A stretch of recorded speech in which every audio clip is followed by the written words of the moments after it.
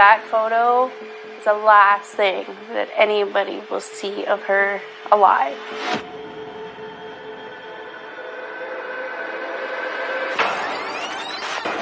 I started getting these texts. Have you seen this? The police scanner had lit up. They were talking about a girl who was found on Valley Road. The marks on the throat, the bruising, they were consistent with homicide. Without a confession, the investigation could go on for months, even years. When the case broke, it broke big and fast. When the story starts to change, that's a pretty good indicator that someone's lying. Here's your key piece of evidence, and it's in a picture on Facebook. I was in shock. Like, where did this plot twist come from?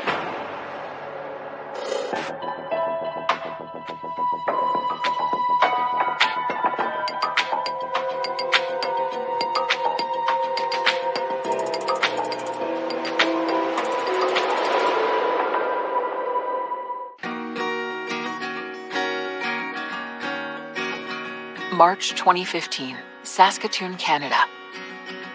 A picturesque town straddling the Saskatchewan River. 18-year-old Brittany Gargle is a senior in high school with a bright future. I met Brittany in 8th grade. We were in gym class and we had to be partners, and we played dodgeball, and after that we found out that we lived 5 blocks away from each other, and we would always hang out. I just thought she was kind of bubbly and hyper and very friendly and outgoing person. And I like that about her. Me and Brittany love to do our hair, our makeup. Every night she'd knock on my window and we would sit outside and talk, and she'd bring pizza and Slurpees. She treated me like a sister. If I didn't have money for anything, she would hand it to me. If she didn't have anything, I'd give it to her. She was just somebody to lean on. Brittany also impresses her friends with an unusual level of responsibility for her age.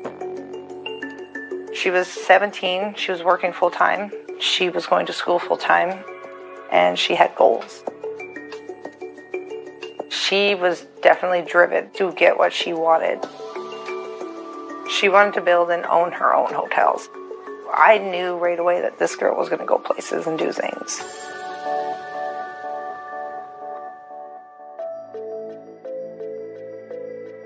Despite her sunny disposition, Brittany had a difficult childhood.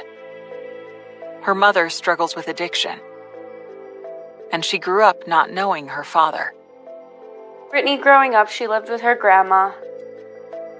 She was such a kind lady, made sure she always had what she needed. She definitely wanted a relationship with her mother, but she understood that there was circumstances that she couldn't change. Brittany, she was doing really good, had her job, and doing everything that she needed to do. She seemed really great, and that she was doing great in life. On March 24th, 2015, just months before graduation, Brittany makes plans to go out with 18-year-old Cheyenne Antoine, a good friend she's known since 9th grade. Cheyenne, she just seemed like a quiet, nice girl when I did meet her. They would go for walks and hang out outside. Brittany and Cheyenne had developed a close bond because they both had difficult childhoods. Cheyenne had this history where her folks had died. She was raised in the foster care system and then suffered sexual abuse.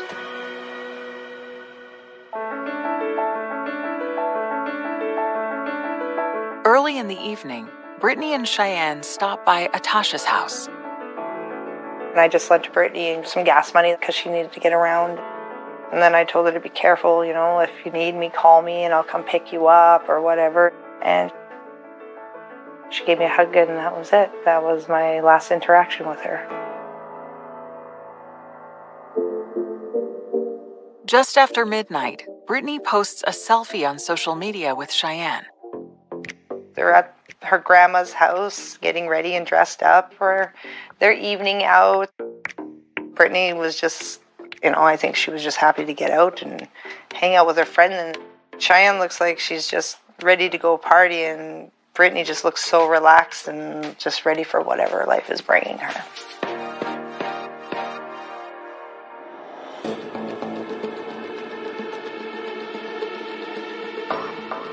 Six hours later, at 6:02 a.m. on March 25th, Saskatoon Police Radio Dispatch sends out an alert.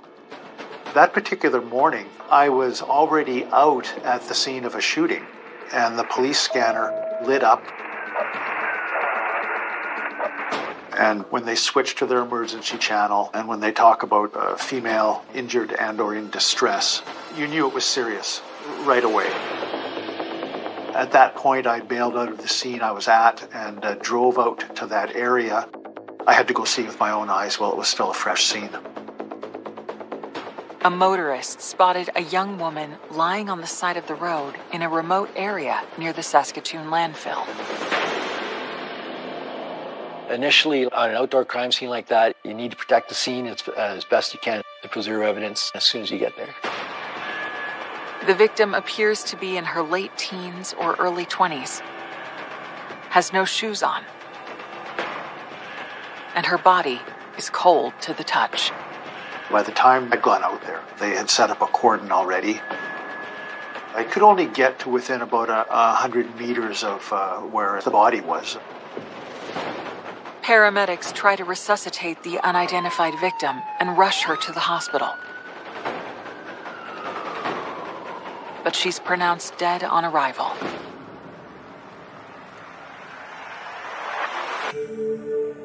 Police immediately suspect foul play. The signs that she was a victim of a homicide were pretty obvious. The marks on the throat, the bruising, and all the injuries that were consistent with homicide. At the crime scene, investigators find several potential pieces of evidence: a leather jacket, a belt, and a woman's watch. The fact that her body was found on the outskirts of town raised a lot of red flags for investigators. My first instincts were that it was like a sexual predator type murder. There was no immediate suspect. There was no motive. There was nothing there. Because I've covered crimes like this in the past, I thought this was a body dump. If I've hurt somebody and want to dispose of their body, this is the first natural point where you would throw a body out of a vehicle, because you've just cleared the last neighborhood. Nobody's going to see you there. It seemed pretty clear to me, based on my experience, that this is not where the person had had the bad things done to them. So right away you had a scene that was not the crime scene. I think there's always that kind of concern about, is this an isolated incident? Is this random? The killer is on the loose. That's often where my mind goes when I start to get into an investigation and start to cover crime cases.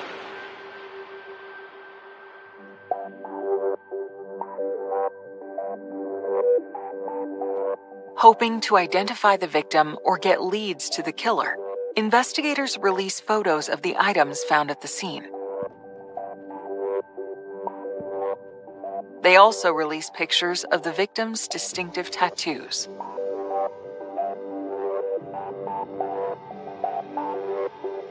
I think I turned the TV on around 7:30, and I turned on the news.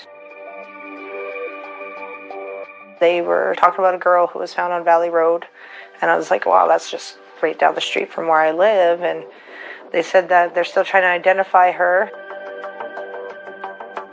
I started getting these texts, have you seen this? And then I looked and I'm like, there was the jacket, the tattoo, the line, the 2 stars. And I'm like, oh my God, that's Brittany.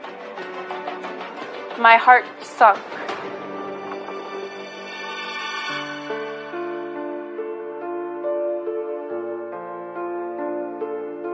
I literally dropped on my couch and started crying because I was like, this is no way. She was just here not even like 9 hours ago. And then I ended up calling the police station and I said, I know who it is. And they asked me to come down. I went down to the police station right away and did a statement, and I couldn't believe it still. Like, it was just unreal. Like, I almost couldn't fathom that it happened, but it happened and I couldn't stop crying. Those images, the jacket, and the broken watch, I couldn't get those images out of my head because she was wearing those things when she left my house.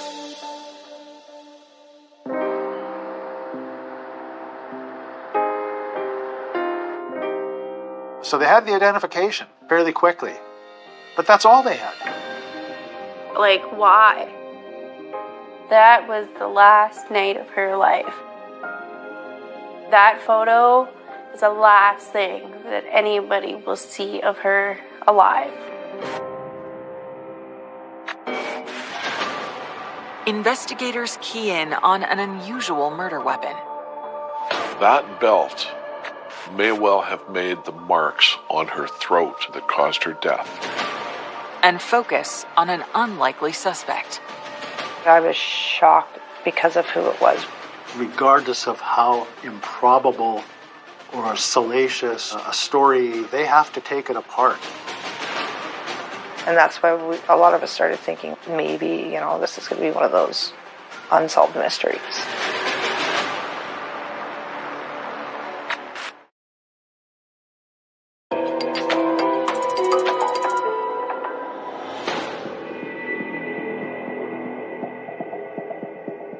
Police in Saskatoon, Canada have learned that a murder victim found dumped on the side of the road is a local high school senior, Brittany Gargle.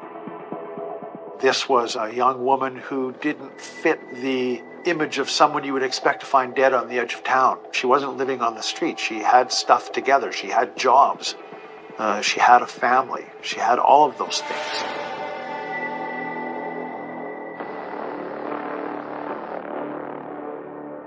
When detectives learn from Brittany's family that she was active on social media, they delve into her accounts, looking for insights about her life, and perhaps clues about what led to her death. The police found the photo of Cheyenne and Brittany together, the selfie on the Facebook page. It was the last photo of Brittany Gargle. They had a selfie posted of them on Facebook 6 hours before Brittany's death.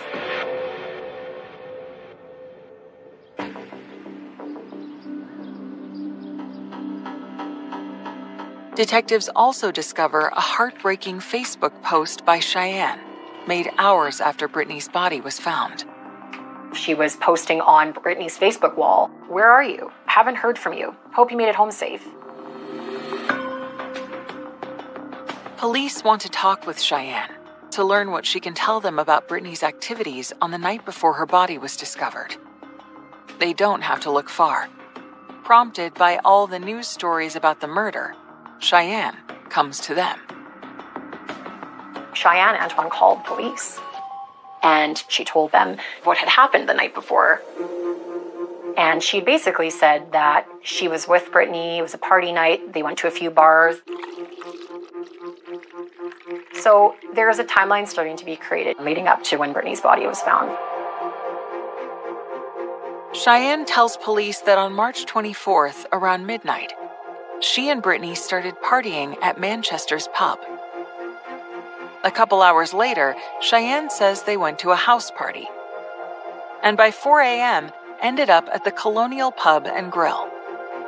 They apparently met a guy there. Brittany asked him for a lighter, invited him along. Cheyenne describes him as a white male, about 30 years old, but she doesn't know his name. After that, Cheyenne said that she got dropped off to visit her uncle and that she didn't ever see Brittany after that or had no idea where she went from there. And she actually gets her uncle on the phone to corroborate this story, and he, gives the same information.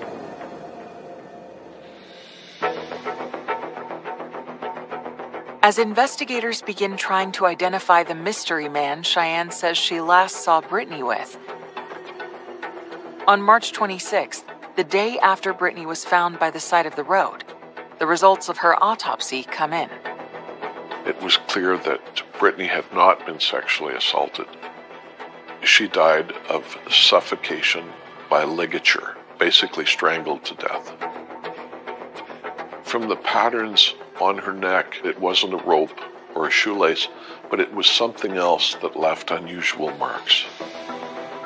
One of the items of clothing that was found alongside Brittany's body was a belt. And the belt became a very interesting part of the case because they believed that the belt was the murder weapon.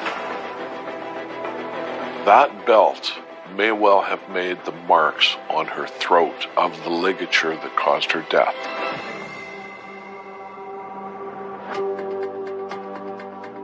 Brittany's family doesn't recognize the belt as belonging to her. Detectives send all of the items found near Brittany's body to the crime lab for DNA testing. When the results of the DNA tests come in, they show traces of Brittany's DNA on the belt, along with one other unidentified individual.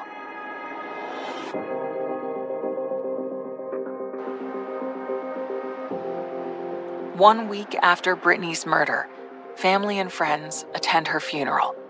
Despite the injuries she suffered, her family wants an open casket. Walking in there was hard. Seeing all her high school friends. And we got to go up and say goodbye. And it was really hard because she didn't even look like Brittany. Her face was different. It was so swollen from the damage that you literally could not recognize her. It was really hard to say goodbye.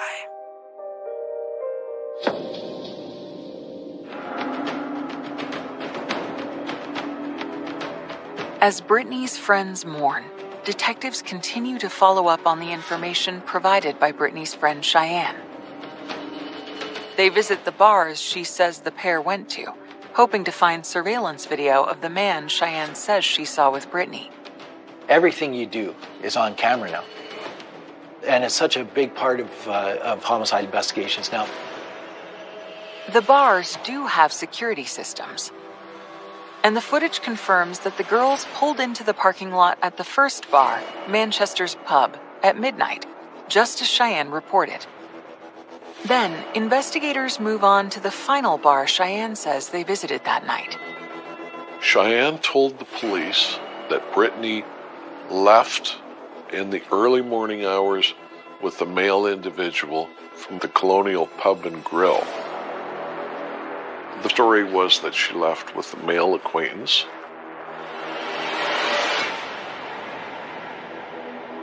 The police, of course, checked the surveillance videos from those two pubs.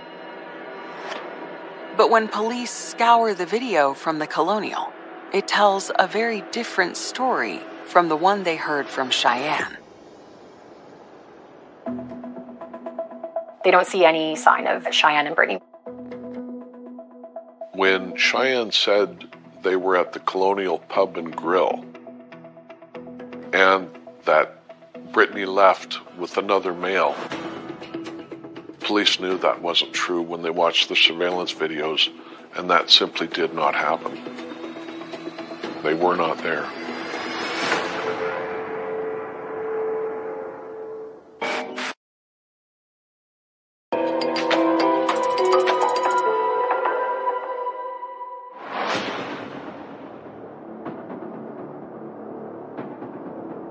Police hunting for the killer of 18-year-old Brittany Gargle are reviewing hours of surveillance video from the last bar she is thought to have visited on the night of her murder. But they can find no images of either Brittany, her friend Cheyenne, or the man with whom Cheyenne says she left the bar. Well, geez, they don't turn up on any other surveillance video. That really threw people. Police are now very suspicious of this narrative they've been given. And what they did is start going through Cheyenne's story and looking for inconsistencies. That includes taking another look at Cheyenne's claim that Brittany and the man she met at the Colonial Pub gave her a ride and dropped her off to visit her uncle around 4 a.m. on March 25th. A story her uncle corroborated. So detectives obtained the security footage from the assisted living facility where Cheyenne's uncle lives. They examined those surveillance videos, and that was not true either. So her story was starting to fall apart.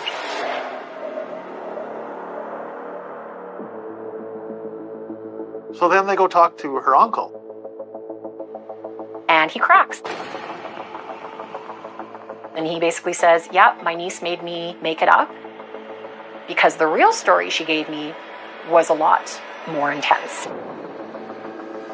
And he's going, I don't know if this happened. This is just what she told me. Cheyenne had told her uncle they were out at the bar that night and that they essentially went back to a motel room with what she described as 2 black men. And she told her uncle that they got into some kind of argument over cocaine. Cheyenne goes to the bathroom. When she comes back out, Brittany's on a bed. She has marks on her neck. And she's apparently dead. And one of these guys holds a gun to her head and basically tells her, you have to help me get rid of her. And then she went to her uncle's house. Detectives are immediately skeptical of the story Cheyenne's uncle claims she told him. I think what's problematic for the police is, regardless of how improbable or salacious a story Cheyenne Antoine is offering, they have to take it apart and dismiss it to their satisfaction. You have to investigate it. You have no choice. That's the definition of what a police investigation is. You have to be able to say, actually, we did check this out. We looked at the video, and there were no black drug dealers at the Colonial, or wherever the hell you were saying you were that night. It just doesn't add up. Cheyenne's second story, 2 black fellows killed Brittany, was thoroughly investigated, and that clearly did not happen either. That didn't make a lot of sense. Neither of those stories panned out. There was no evidence to support any of them.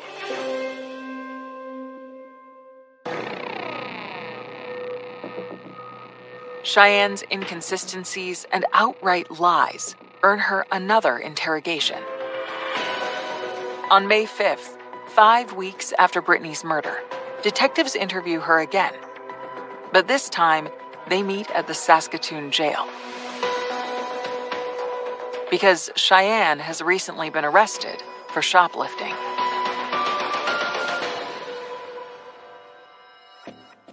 She was not willing to share anything with the police. She wouldn't talk about that evening at all. That made it difficult.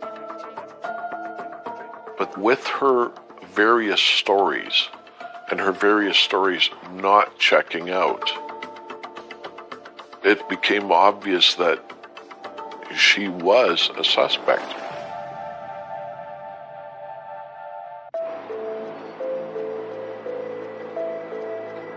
I remember them saying, so they are looking into Cheyenne, and then my heart just dropped. How is that possible? I was in shock. And I just looked at my partner looked at me, and we both were like, she was in our home a couple times. Like, what happened? Where did this plot twist come from?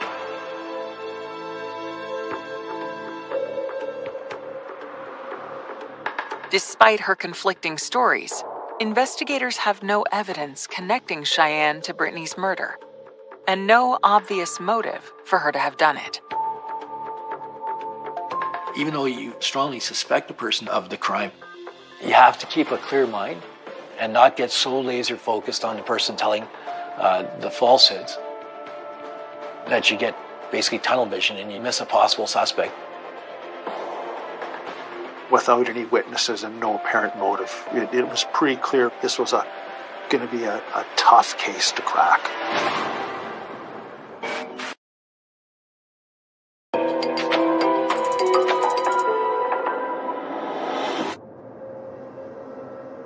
Two months after Brittany Gargle's murder, police have identified her friend Cheyenne Antoine as a suspect. Based on the misinformation Cheyenne has told them about the last night of Brittany's life. But they have no evidence yet to support those suspicions. Police are very tight-lipped about investigations here. We do not know really anything other than what they want us to know in the investigation stage of something, and their reason is always because it's under investigation.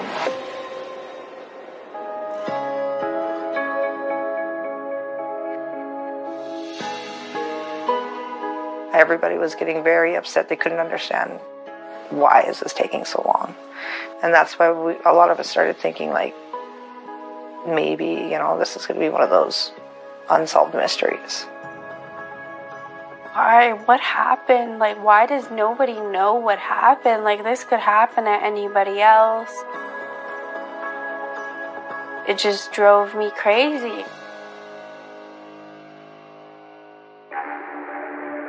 Then, Brittany's family receives a phone call from out of the blue. From someone who says they want to get something off their chest.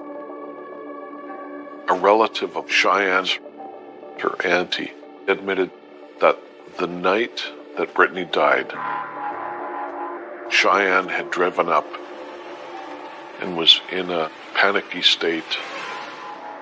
It sounds like it was such a chaotic night. Cheyenne was drunk,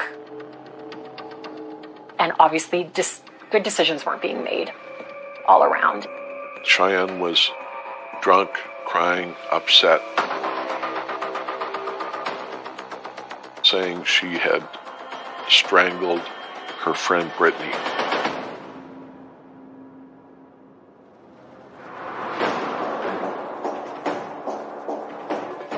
Brittany's family immediately reports the call to the police.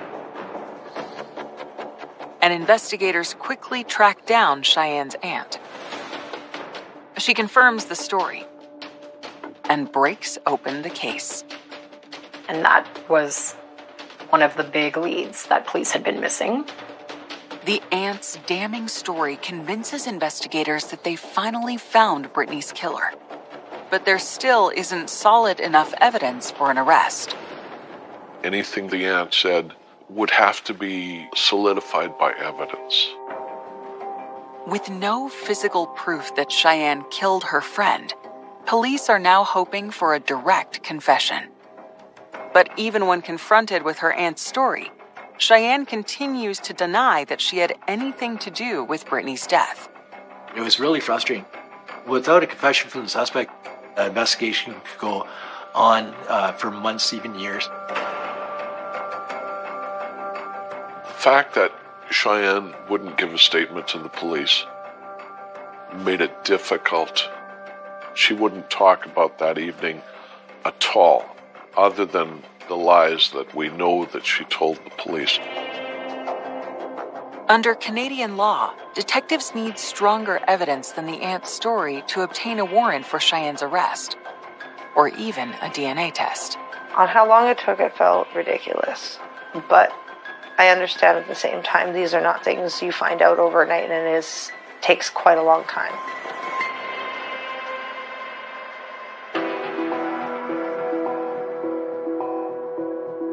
On September 10th, 2015, 6 months after the murder, Cheyenne posts on social media about how much she loves and misses her friend. It presents like somebody who's really genuine and worried about their friend. She posted that long paragraph about, I hope whoever he is, he's found. I knew there was something more to it, just didn't seem right.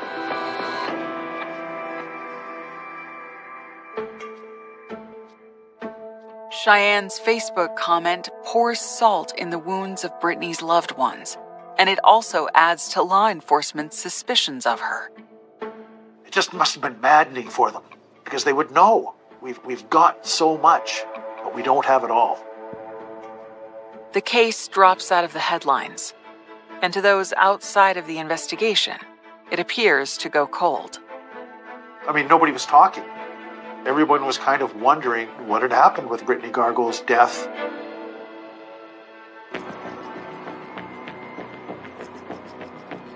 The Saskatoon police kept a pretty close eye on Cheyenne. They knew where she was, they knew what she was doing. The police are very diligent investigating serious crime like this. They just don't stop.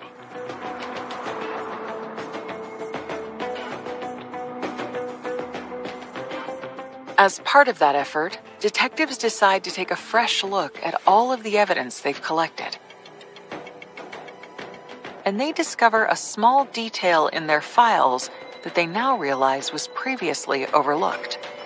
And that's where the selfie picture comes into play. A very, very important picture.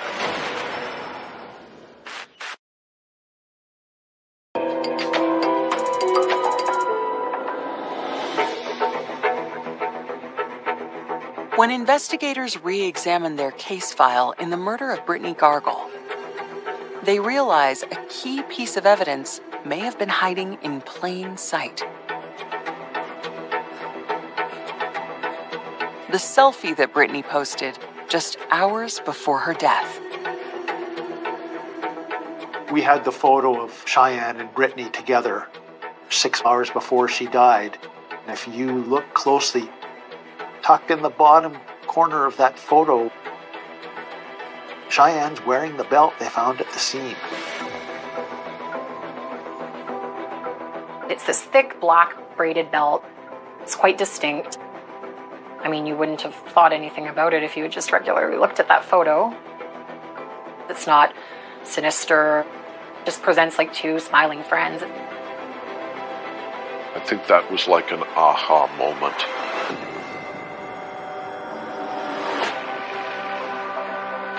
When the case broke, it broke big and fast. Here's your key piece of evidence, and it's in a picture on Facebook. Doesn't get much better than that when you're trying to prosecute somebody for murder. It's like playing poker where you turn the cards and the whole deck flips. They went from having nothing to having everything. The discovery gives the detectives the evidence they need to order new DNA tests on the belt.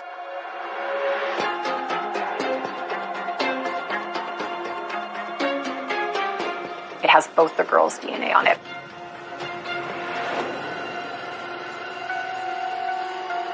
It substantiates the theory that the belt was the murder weapon.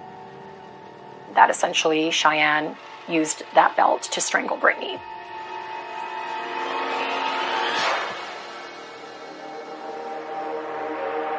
Now that they have the evidence they've been looking for, tying Cheyenne to Brittney's murder, detectives bring her in for one more interview. You should always attempt to get a confession. It lets them tell what happened in their own words, even though you investigated and you have a clear picture of what happened. But Cheyenne still will not confess. In fact, she still refuses to talk at all. Cheyenne was just shutting down at that point. Maybe it was weighing on her.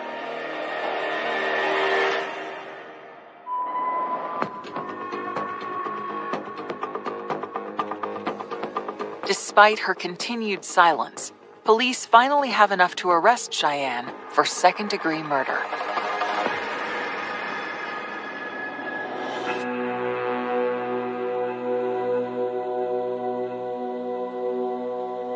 It was shock and happiness because we finally had some answers. So I was happy about the answers, but I was shocked because of who it was.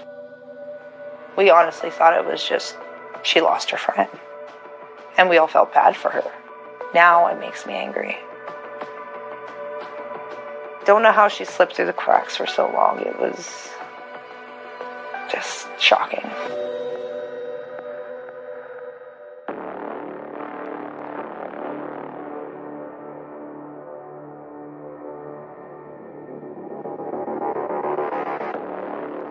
After her arrest, Cheyenne tells detectives she is finally ready to talk.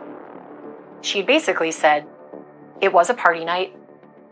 They had gone at least to a house party that had been corroborated, and lots of drugs and alcohol were being used that night. By all accounts, both women were intoxicated. They went to a few bars.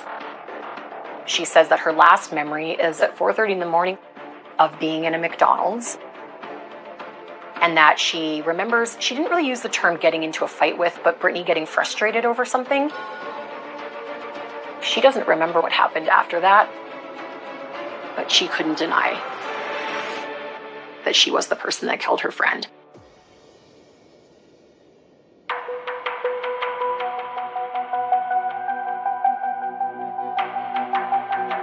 She said she woke up and knew that something bad had happened between her and Brittany, but she was just so unable to accept it. And so instead she chose to try to deny and mislead, and I guess maybe that's easier when you really don't remember what happened. It really, really makes you second guess every person in your life.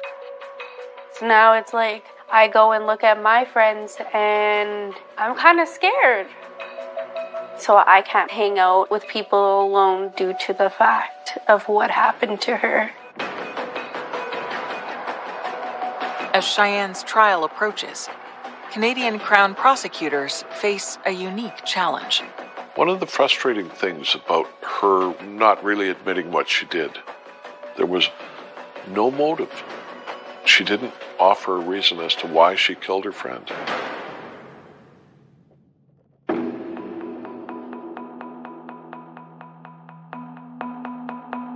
It's one of those cases where we really didn't get an answer as to why this happened.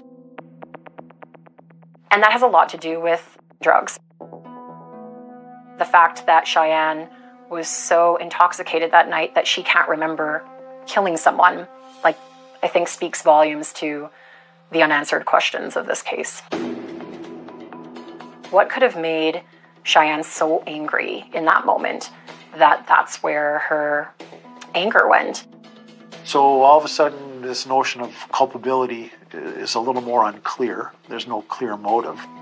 And the Crown, by law, is obligated to go through a checklist of factors to take into account. Her family circumstances, education, addictions, poverty, all of that. Sometimes you just don't know what the motive is, and no one will ever tell you. It doesn't make sense why a person kills another person or commits a horrible crime against another person. And sometimes there is no motive. You're just evil.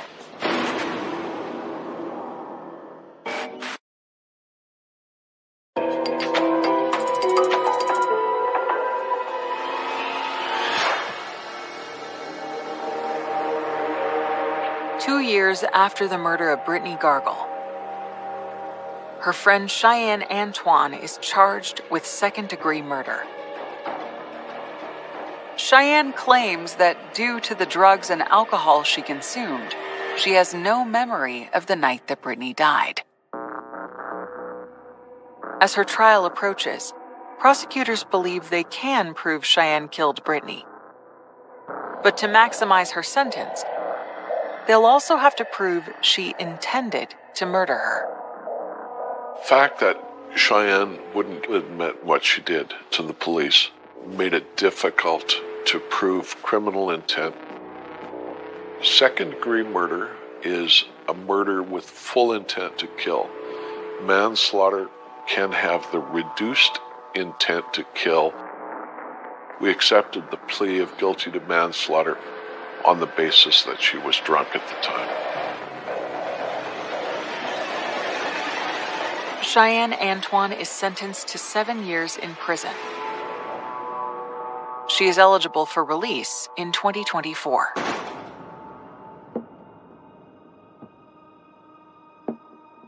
7 years actually is the ballpark for manslaughter in the sentence in Saskatchewan. And I've seen it as low as 2 years. Still, Brittany's loved ones are devastated. She was a wonderful person whose life was cut short, and it's not fair. It's just not fair. We thought it was bullshit. She was given so many chances. What more do you need to see that this person is not going to learn? People have gone to jail a lot longer for killing their dog or cat. That does not make sense. Why is she getting a slap on the wrist? She's still young enough to go out there and live a full life, still have a family, build everything and anything that Brittany will never have.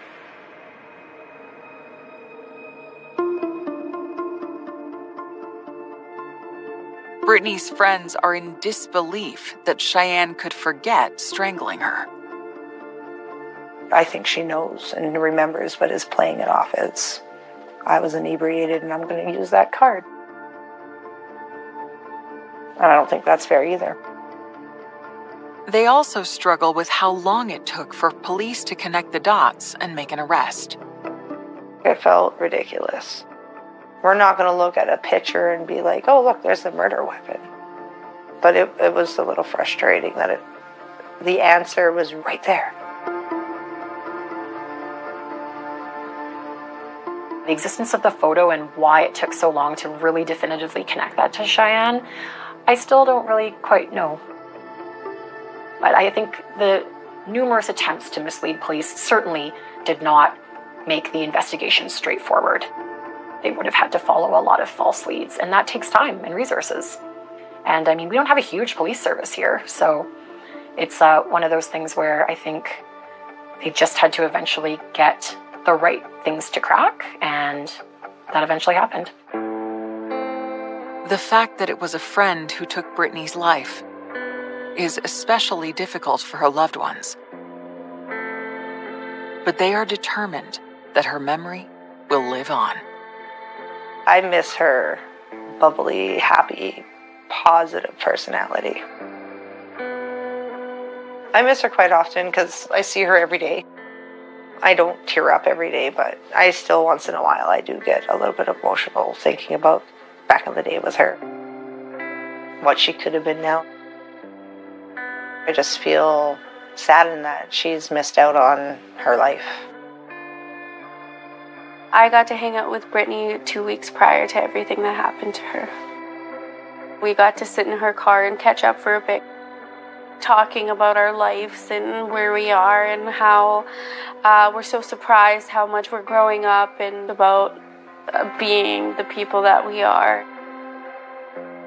When I'm walking by the river and going for walks, every day it reminds me of her. Brittany was a very loving person, and she did everything she could to make another person happy.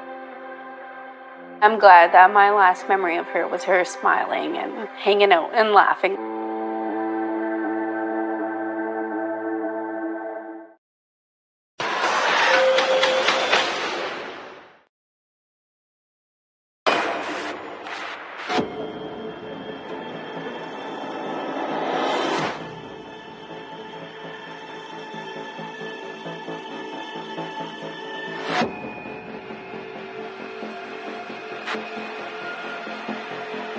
She's walking at a quick pace. You can tell that she's comfortable, but nobody behind her. And within minutes, she has vanished into thin air. I said, "What do you mean they can't find her?"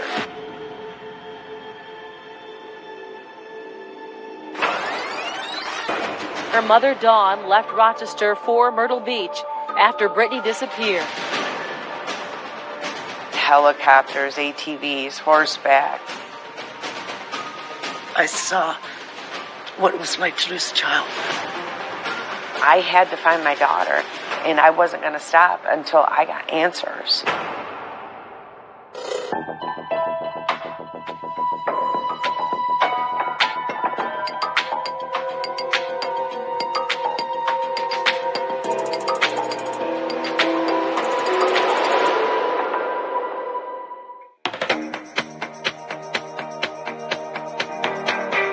April 2009.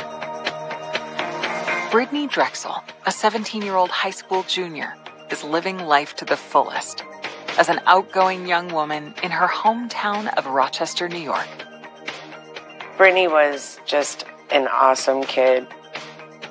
Very happy, carefree. She was very popular in school. Everybody just loved her. We met through some mutual friends. Started hanging out like normal teenagers. She just loved going and doing things. She wasn't somebody that liked to sit still. When she was younger, Brittany was very sassy. Loved to perform in front of people. She used to sing, and she would put on shows for us in the backyard. She was a great kid. When Brittany turned 7, the Drexel family welcomes another child, Marissa. When Marissa came along, she was very excited to have a little sister, and she was like a second mom. She would always help me. She would want to hold her all the time. She would want to feed her and play with her, and she loved being a big sister. We had that bond where we could just lay and talk about things, or we could have those mother-like-daughter talks with each other, and she was always there when I needed her. 6 years after Marissa was born, Camden came along, and Brittany was a lot older. Like, Camden was her baby. Like, she just adored Camden. My sister was a social butterfly. She had millions, billions of friends. She was full of energy. She was a spitfire. She was full of, I don't know what word I want to use. She was full of life. That year, Brittany starts dating her first real boyfriend, a classmate named John Greco. When we first met him, he had come over to the house because he wanted Brittany to go to prom with him. You know, she was going on 16, and we'd said, sure, bring him over, you know, we'll meet him and stuff. John came from a great family. His parents are super nice, and Brittany adored him. She had a lot of big dreams and goals. She wanted to move out of Rochester. That was a huge thing. My sister was into fashion. Brittany liked making clothes. She had quite a few drawings. She would dye jeans with bleach, and her friends would buy them and stuff, and she also wanted to model. She said, I'm going to have 6 kids, and my husband's going to stay home with them, and I'm going to go to work. And I'm like, yeah, good luck with that.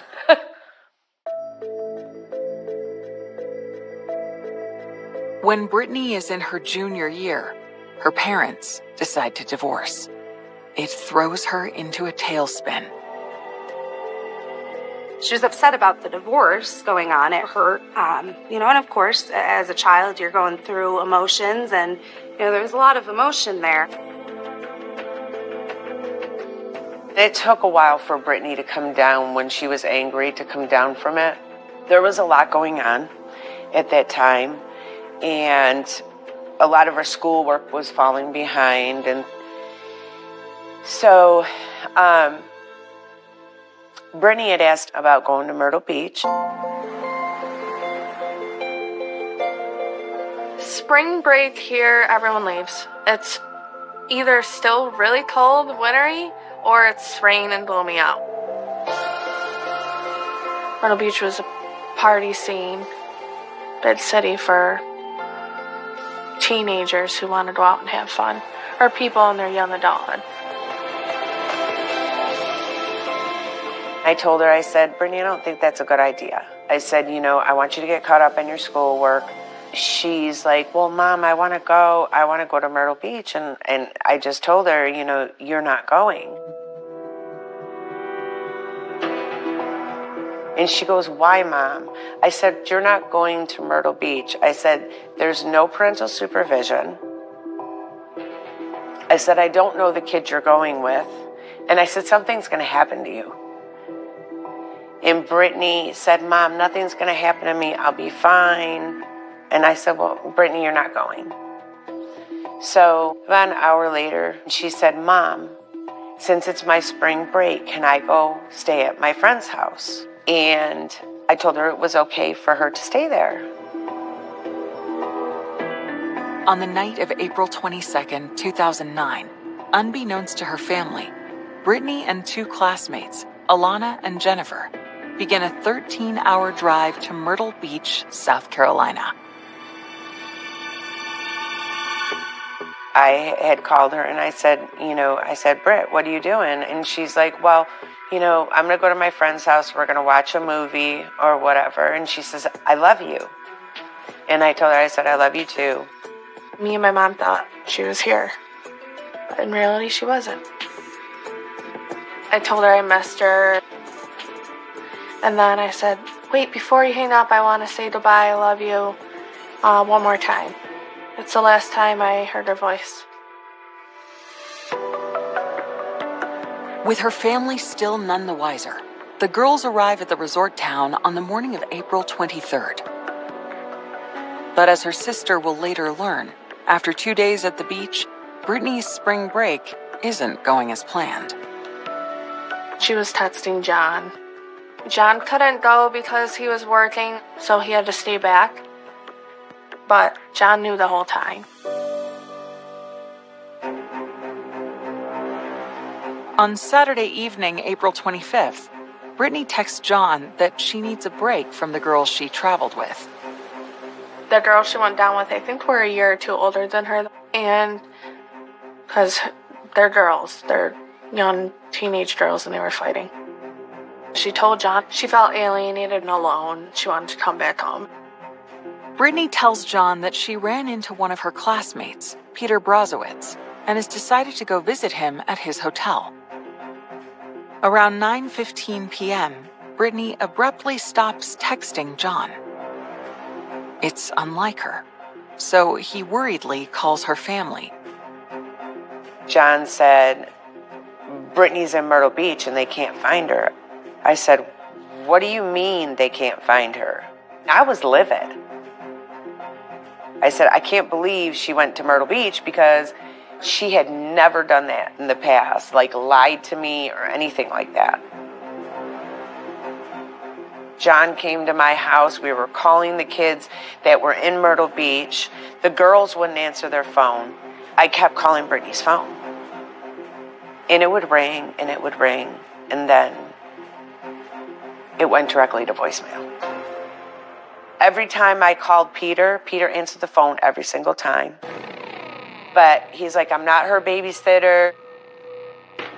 And at that point, I said, we need to get in touch with Myrtle Beach Police Department. Dawn calls the Myrtle Beach police to report Brittany is missing. But she doesn't stop there. She decides to drive to South Carolina herself.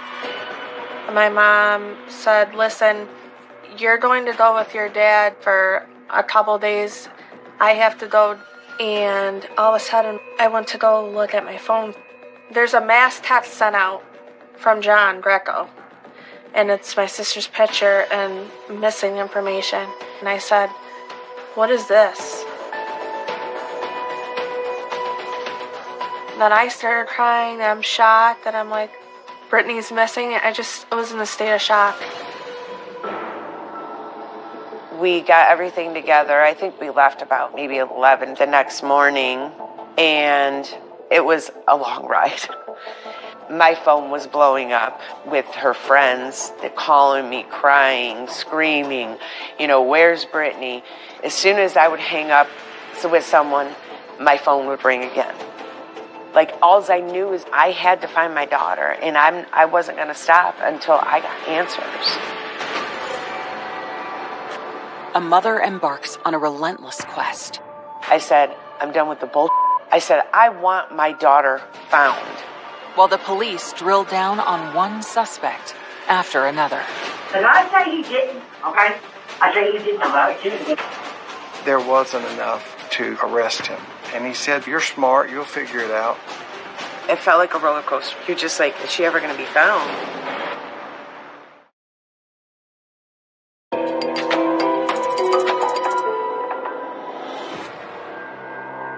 After learning that her daughter Brittany Drexel is missing in Myrtle Beach, South Carolina, her mom, Dawn, immediately begins driving there from her home in upstate New York, 800 miles away.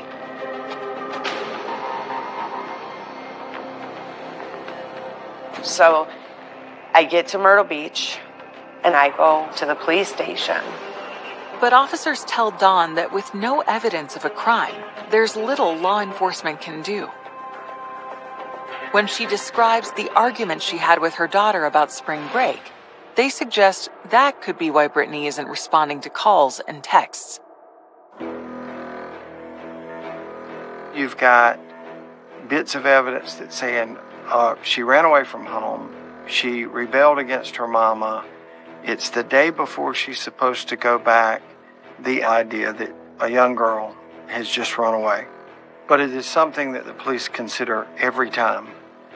My mom knew my sister was not a runaway. No matter how much bad was going on in my sister's life at that point, she knew my sister wouldn't have ran away.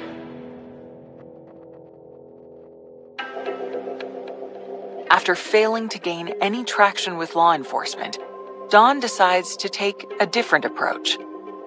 I go straight to the media. I went to Channel 13 and, I said, my daughter's missing. I want to get her name and face out there. Her mother, Dawn, left Rochester for Myrtle Beach after Brittany disappeared. To feel, that you don't know where your child is. You don't know if they're alive. You don't know if they're hurt. It's horrible. Figured I'd be able to find her, and I'd have her back in a couple days and we'd just go home.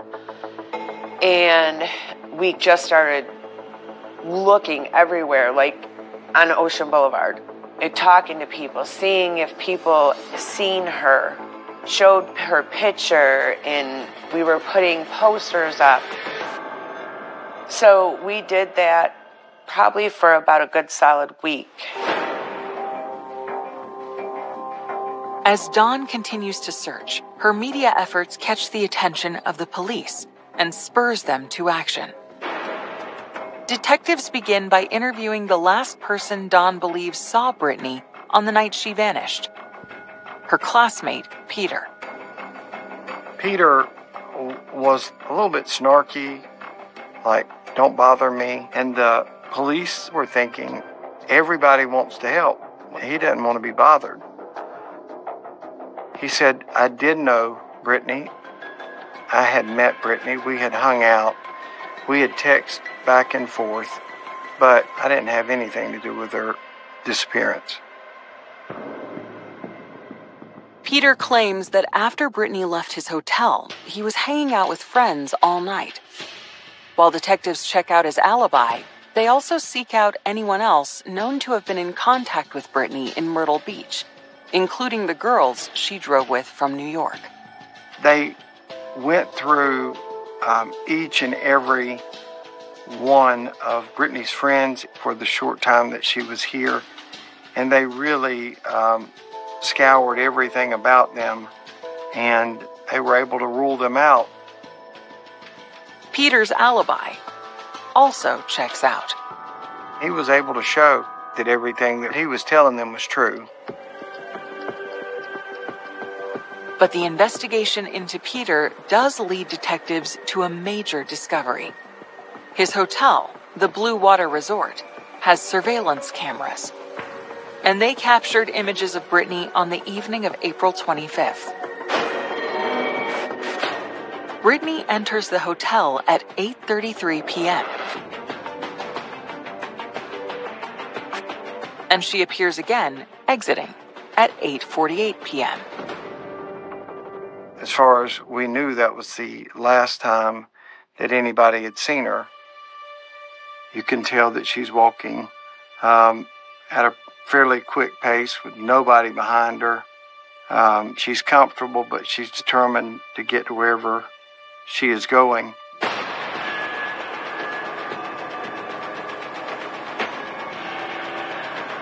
It's just after leaving the hotel that Brittany exchanges her final texts with her boyfriend, John, at 8:58 p.m., expressing her desire to come home. Within minutes, she has basically vanished into thin air. Investigators request Brittany's cell phone records, hoping they might shed light on her whereabouts. They did a tower dump back from the day that Brittany went missing on all of the cell towers. The cell phone records arrive a week after Brittany's disappearance. At 11:57 on the night of April 25th, Brittany's phone pings near the North Santee River in McClellanville, a small town 60 miles south of Myrtle Beach. That's nearly 3 hours after the surveillance video shows Brittany leaving the Blue Water Hotel. They started searching in a very heavily wooded area for her. I mean, helicopters, ATVs, horseback. It was overwhelming because it's a forest where they were looking for her. And they told me if she was put out there, she would be probably dead within 6 hours because of the wild boar, the alligators, just all the wild animals. But you have to have hope. You have to have faith. Everybody was there. There was a lot of people that were looking for her. It was a needle in a haystack.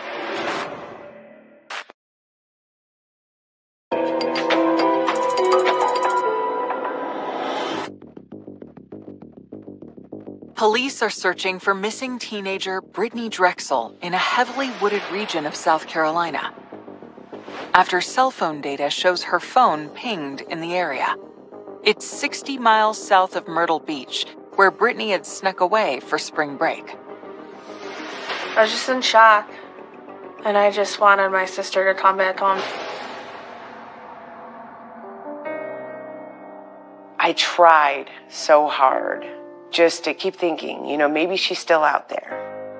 They searched them and they didn't find anything.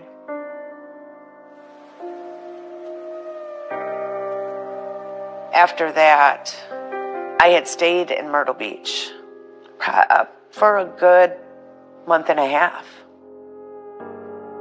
My mom was in distress.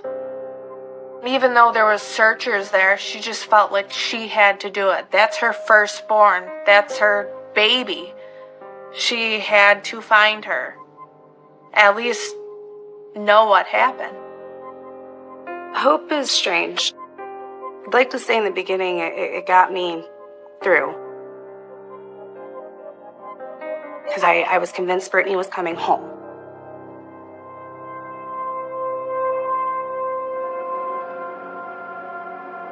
I left at the end of June, and then I went back to Rochester. But I was calling law enforcement every day. I just wanted to find my daughter.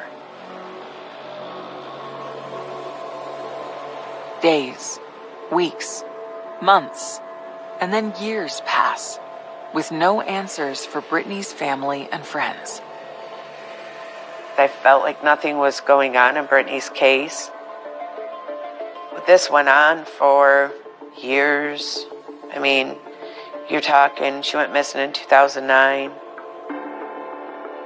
I can tell you, the ball was dropped here. The police wanted me to go away.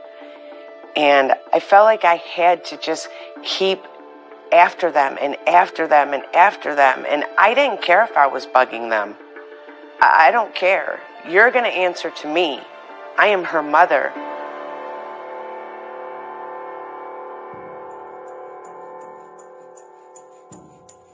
Dawn was desperate for answers. She felt like she wasn't getting cooperation from the police. Imagine trying to put yourself in the position where she's a mom. She's been thrust into a world of not just the justice system, but trying to maneuver. You're dealing with law enforcement. You're dealing with media. And it's a very foreign and frightening place. I put myself more in a role of, let me help her get her story told. I held on to just a little bit of hope that she was still alive because I always went back to we didn't have anything. Dawn Drexel wouldn't quit. She drove all of us crazy. She called me every single day since 2011. It didn't matter if it was Christmas. It didn't matter what time of day it was. And I always answered the phone. Some of my friends would say, you have no boundaries with this woman. And I would say, I can't. I saw what it was like to lose a child. I sat there with her, and nobody would help her.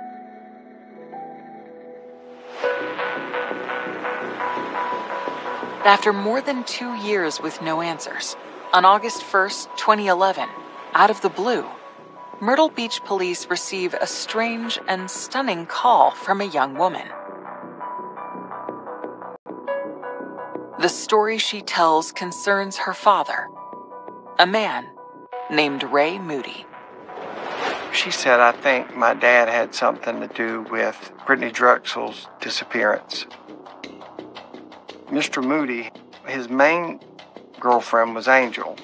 And there was a time that Angel called over there one night and said that Ray was going to get all of them locked up because of what he had done to that girl.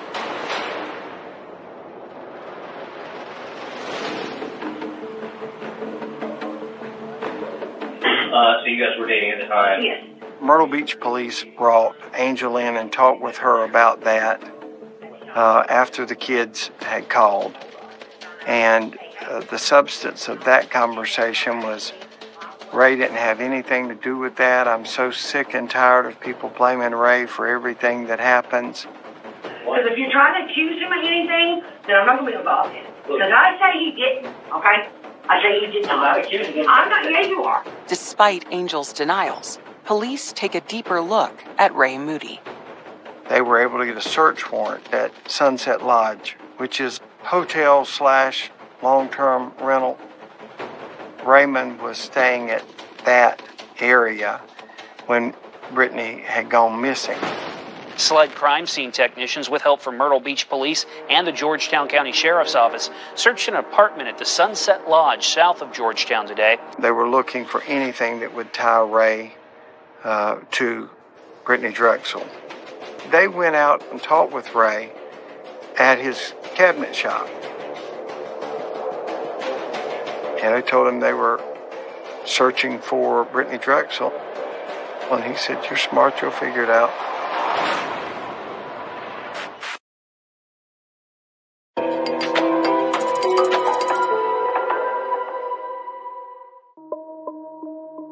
After years with no leads, Ray Moody is a suspect in the disappearance of Brittany Drexel.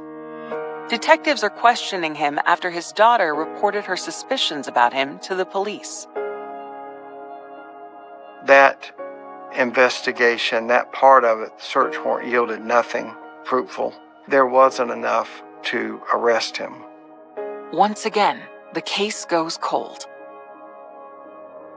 It's now been 7 years since Brittany vanished on a spring break trip to Myrtle Beach. I can tell you it felt like a roller coaster ride. That's what it felt like. You know, ups and downs. They would get tips and then it'd be like, oh, you know, maybe she's getting located or whatever the case may be. And then there was false hope. And then that really kills you inside, you know, because they're like, you're just like, is she ever going to be found? The 4th or 5th year into her disappearance, I knew she wasn't coming back. I'm like, I know she's gone. It's a strange feeling to have to switch, looking for, you know, somebody physically here, and now we're just looking for, you know, what's left. And that, I think, was the worst thing I've ever gone through, emotionally, the worst thing I've ever felt. Law enforcement would call me and I would talk to them, and this went on for years. I can't tell you how many hours just on the internet doing research. I I obsessed over watching the video of Brittany walking in and out of the hotel. I would slow it down to see if there was anything that I could pick up on. I would speed it up. I watched all different angles. I couldn't watch it enough because I always felt like I was missing something.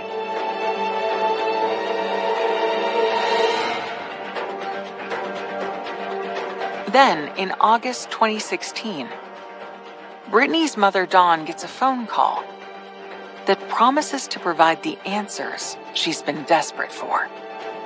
The FBI had called me. They wanted me to come down so they could talk to me. And they brought me into a conference room. We all sat down.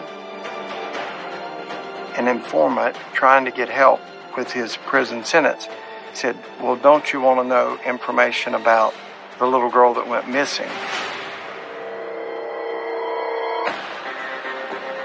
The informant is an inmate named Taquan Brown, serving a 25-year prison term for manslaughter. He claims that he witnessed a man named Timothy Deshawn Taylor rape and kill Brittany. He tells the story that Brittany Drexel had been kidnapped in Myrtle Beach, was brought to a house near McClellanville, and she had been raped and tortured and all sort of terrible stuff. And he was over there and saw all of this stuff, and she had ran out the back door, and they had called her and brought her back in and killed her. So I was just sitting there sobbing, and I couldn't even talk. I couldn't do it. The FBI told me she tried to escape, and she ran out. They went to go get her, brought her back, and then they ended up shooting her. And then they rolled her up in a blanket or a rug, and then threw her in an alligator pit.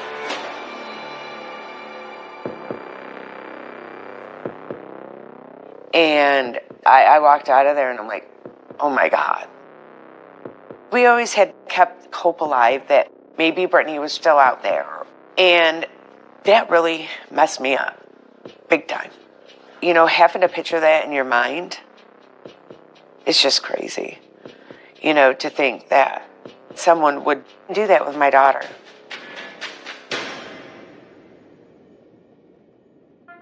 Agents furiously work to confirm the details provided by the informant. Now, what really corroborated his story was Brittany's cell phone had pinged in an area in the direction of McClellanville. Even though that's where the inmate claims Brittany was murdered, investigators know their previous searches in that area were big news stories, and that confidential informants will often say anything in hopes of getting a reduced sentence. Look, CIs will lie, and I don't use CIs unless I can back up what they're saying. Timothy Deshawn Taylor is already in jail on separate robbery charges. Authorities work to keep him behind bars, while they look for any information that might support the confidential informant's claim. But Dawn believes the awful story could be true. Dawn did not allow herself any time to mourn. She quickly shifted from, I don't know what happened to my daughter, to where's her body? I want my daughter brought home. I said, I'm done. I said, I'm done with the bullshit. I said, I want my daughter found, so I don't have to wonder where she is anymore.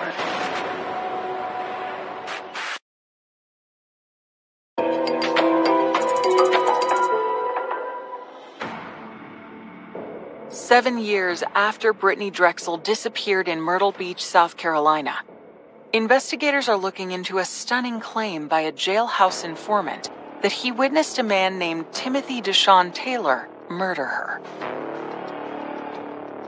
All of a sudden, the investigation and the media attention, all of us shift to what the investigators tell us. Listen, if the FBI is up there saying, we got a suspect, we believe that this is what happened, you know, Taylor is under investigation, being charged with armed robbery. And I had the opportunity to confront Taylor about his involvement in this case. Did you do this? And he said, no, I did not. In August 2016, the Taylor family launches a media offensive, releasing a statement maintaining his innocence. They claim the informant lied to the FBI in a desperate attempt to cut a deal for early parole. That informant said that Brittany Drexel was buried at a plot in Berkeley County, which is west of Charleston. Investigators went down there, and once they start digging, that informant calls in, and he says, look, she was fed to alligators. She was not buried.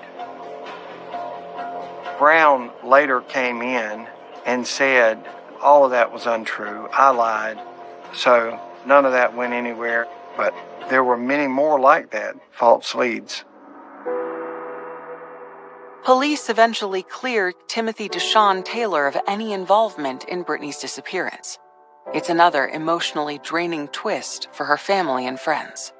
And by that point, I was so frustrated. I didn't really trust anybody.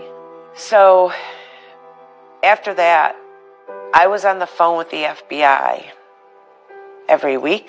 I mean, they would keep in contact with me, let me know what was going on.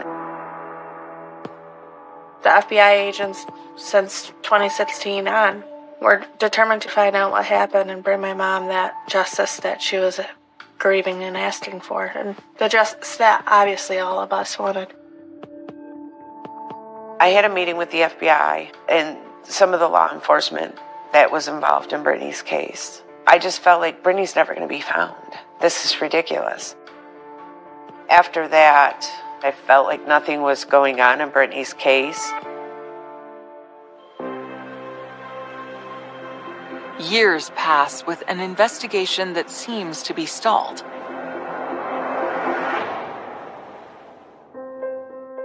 Then, in May 2022, 13 years since Brittany was last seen, once again, there's a phone call out of the blue. And once again, it offers hope. On a Friday night, I get a call from a defense attorney, Scott Bellamy. He said, well, I've got somebody that's wanting to give you some information. He'll give the information to you, but he won't give it to the police. And I said, well, who is it? And he said, Ray Moody. It's the same man investigators looked at earlier in the case, when his daughter reported that he may have been involved. Police were unable then to connect him to Brittany's disappearance. Now, his lawyer claims Moody has a story to tell, but he'll only tell it to state authorities and not the FBI. He wants to stay in the state system. He does not want to go in the federal system because he knows he's going to spend the rest of his life in prison, and he wants to be closer to family members. And if you go in the federal prison, you may be in West Virginia, you may be in California. Where are y'all from? Alabama. Yeah, that's right. I thought, yeah. Ray Moody sits down with state investigators and begins laying out the details of what he says happened on the night of April 25th, 2009. Ray said that in 2009, he and Angel had come to Myrtle Beach. They were riding down the boulevard. He said, so a young lady came out of a hotel, and he said that he and Angel were smoking pot, and Ray asked Brittany, do you want some of this pot? And she said, yeah. Ray said that Brittany got in the back seat.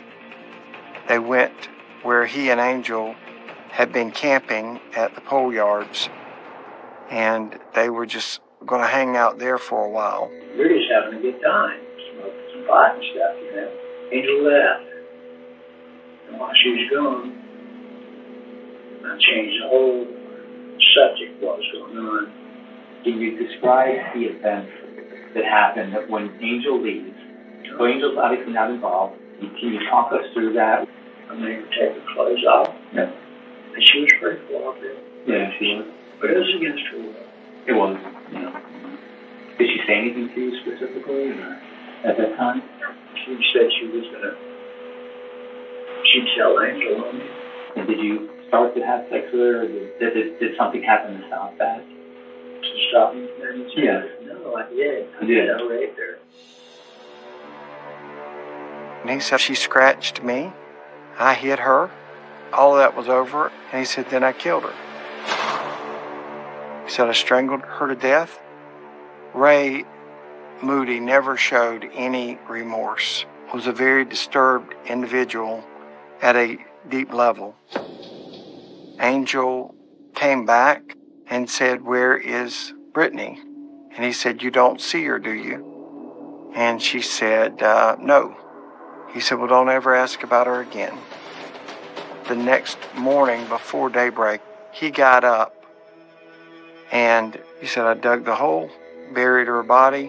Picked her right up and walked out, probably about 150 feet away, more towards the landing, out where they had a like grove of trees and stuff growing, and put her underneath the tree. So we were like, will you take us to her body? Yeah, I'll take you where she's buried. And they put him on a four-wheeler and drove him through. He said, I haven't been here in 13 years. But that's the place. A search of the area begins on May 11th, 2022. So once they start digging, there was bones. There was a nose ring, and there was one contact lens. The next day, they had her as Brittany by her dental records, and then within 2 days, they had DNA that said that is in fact Brittany Drexel.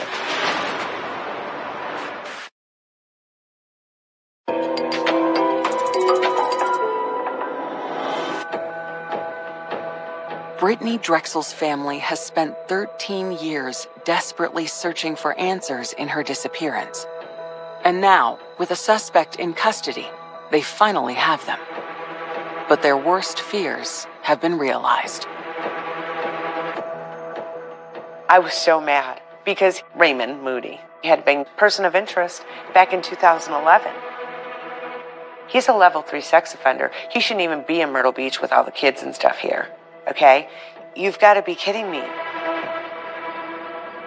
The most frustrating part of this whole investigation for me is I learned that the day after Brittany Drexel went missing, they pulled Raymond Moody over. When you get a speeding ticket, it came up that he was a registered sex offender. He has scratches on his face. There's a missing girl in town. It doesn't take a genius to say, hey, wait a second. Maybe we should take this guy in. Maybe we should look at him. Nobody batted an eye. She was the perfect target. You know, we hear from him, oh, she wanted to party. She wanted to get in the car and smoke weed. From the friends and family that I've spoken to, Brittany Drexel could not stand the smell of marijuana. She would not smoke marijuana. She would not even date a guy who smoked marijuana. And if Raymond Moody said that he lured her to the car with marijuana, Raymond Moody's lying.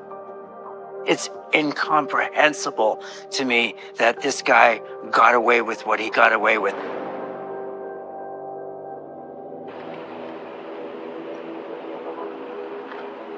I will accept your plea to murder, criminal sexual conduct in the first degree, and to kidnapping. October 19th, 2022, Raymond Moody pleads guilty to murder, rape, and kidnapping. He is sentenced to life in prison with an additional 2 consecutive terms of 30 years. His girlfriend, Angel, is not charged with any crime.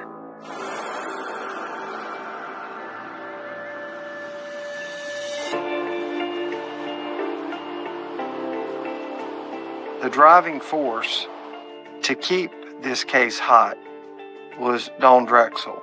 She was hitting a lot of the same obstacles the police were, but she constantly came back into town, constantly looking, constantly calling. And even though it had to be excruciating, this is something that she has had to endure for 13 years to make sure that she got answers. And as terrible as those answers are, she stuck it out and she got them. And I don't think it would have been possible but for her persistence. She didn't allow anybody to forget about Brittany. Dawn is a complete icon to me because I don't know how mentally, health-wise, I could have handled it.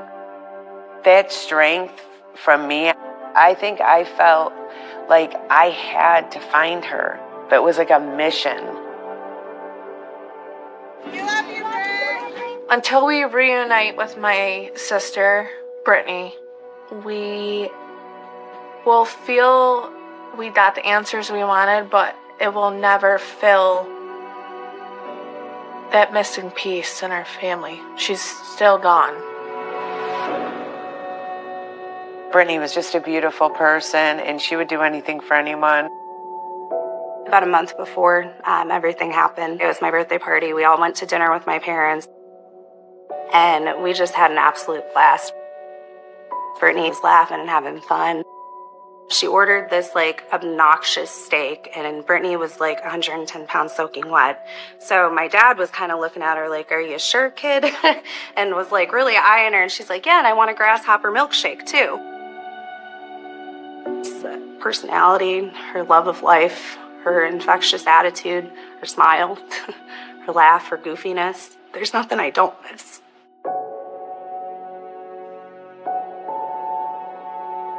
My sister was very kind and caring. She would never hurt us all. And that's something that we're missing from the world now. And this world is such full of hate that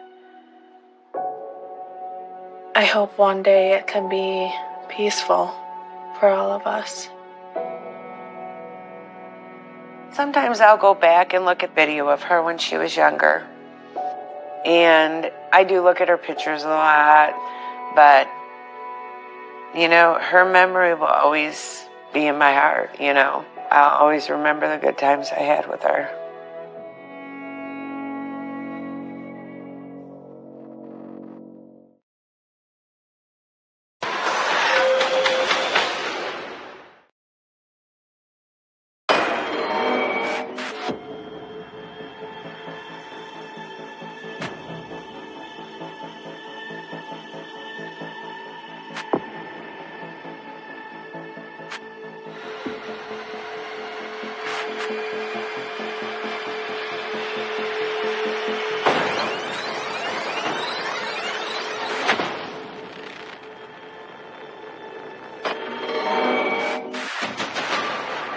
They were very loving people.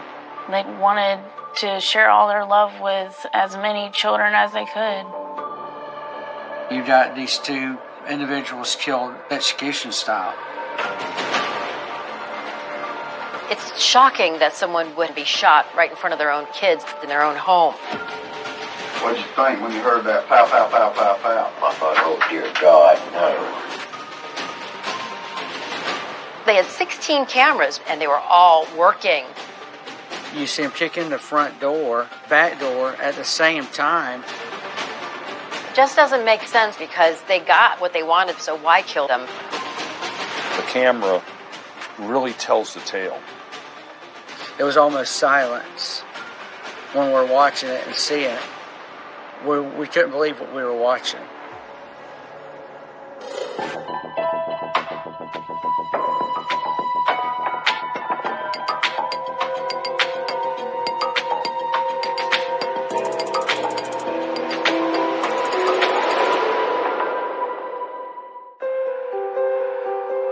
Summer 2009, Pensacola, Florida. Bud and Melanie Billings are enjoying life with the big, loving family they've made for themselves.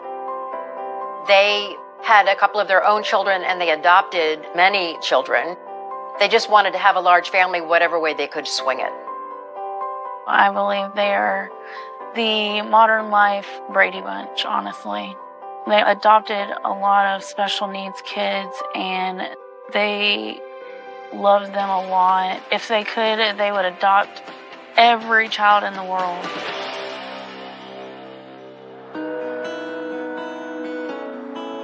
Before the Billings became Pensacola's modern-day Brady Bunch, they were just Bud and Melanie. Bud was a fixture in the used car business. So Bud is this hard-charging businessman. He was an entrepreneur. He had many businesses. He had a lot of money, and he wanted a large family. The bigger, the better. Then he meets Melanie, who is the softer side of him. Bud used to own a club in town. Melanie was a waitress there, and they madly fell in love. He eventually sold the club and got heavier in the used car business, which is where Bud really was making his money. With Bud's career on the rise, the couple decide to marry in 1993. Melanie was great. She kind of smoothed off the edges of Bud. He deeply loved her. Bud and Melanie have 2 children apiece from previous marriages. But they're not done yet. He wanted to take care of children, and it was like in his soul. So adoptions ensued. And Bud and Melanie actually ended up with 13 children. Melanie developed a passion for helping these kids. And these kids were very much a part of their lives. They just were very loving people, honestly. They just wanted to share all their love with as many children as they could. You have money and you are adopting these special needs children, and that gains a lot of attention because of, it's a good deed, obviously, but also it's kind of unusual.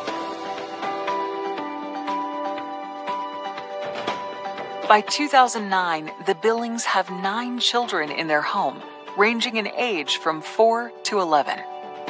Their 2 oldest children from previous marriages, Melanie's daughter Ashley and Bud's son Justin, are grown but live in the area. They decide to share the story of their big loving family with their community. Our daily newspaper did a big profile on the Billings family. There were some wonderful pictures of Bud and Melanie and all this litter of kids, some laying and some in their laps, and all ages and sizes. And the whole story was just about how big their hearts were. This photo was the last photo of the family. And just, you can't look at that picture and not feel something for this family.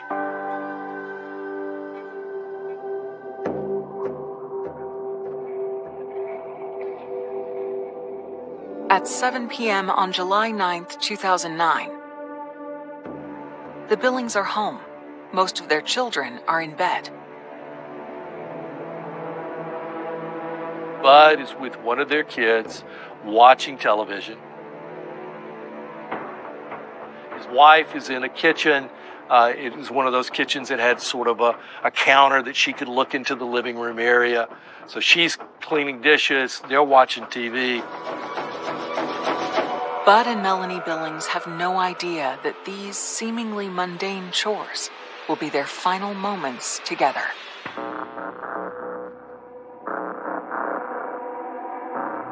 Their eldest daughter, Ashley, calls the house to see how the family's doing. It's like 7:30 at night. One of the children answers the phone, and the child is crying. The Billings had a nurse that helped part-time at the home. Her name was April Spencer. Worried that she can't get her parents to come to the phone, Ashley calls April and asks her to go to the Billings house and check on Bud and Melanie and their children.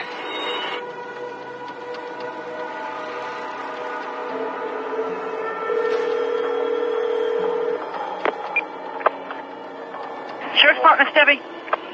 I live next door. The mother and father have been shot. They've been shot?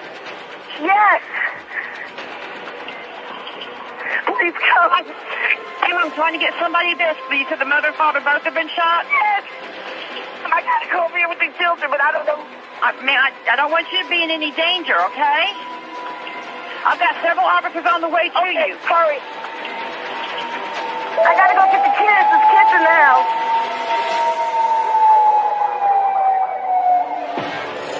Home security video reveals a key clue to the Billings killers. The first thing that comes to mind when you see that red van is we're going to be able to find that. And find a tangled web of conspirators. They're all in complete black. They look like ninjas. She's very successful, and somehow she's involved with these ninja characters. So now we're stuck with trying to figure out all these players and how to prove it. And it doesn't make any sense. Why would you get yourself involved in this?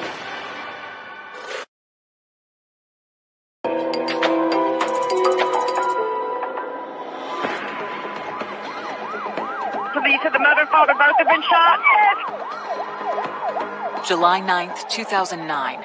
A frantic 911 call sends police rushing to the home of Bud and Melanie Billings in Pensacola, Florida. We got dispatch telling us that we needed to respond to a double murder. At that time, we didn't know much about it. We didn't know if maybe it was a murder-suicide or what we had. I pull up and I see probably half of our patrol deputies on scene, lights everywhere. It was sort of surreal because they're carrying babies and toddlers and all different type of ages outside. Just that eeriness of how many kids were in that house and trying to get them out. There's 8 to 13 kids that we're dealing with. We learned right away the majority of them were nonverbal. It was difficult getting anything out of them. So after the kids were safe with a nanny, we started to walk through the crime scene. Right away you notice the door been kicked in, that it was forced open. You see some blood right there in the living room. And then to the far right is the bedroom. And you see Mr. and Miss Billings on the floor inside the bedroom.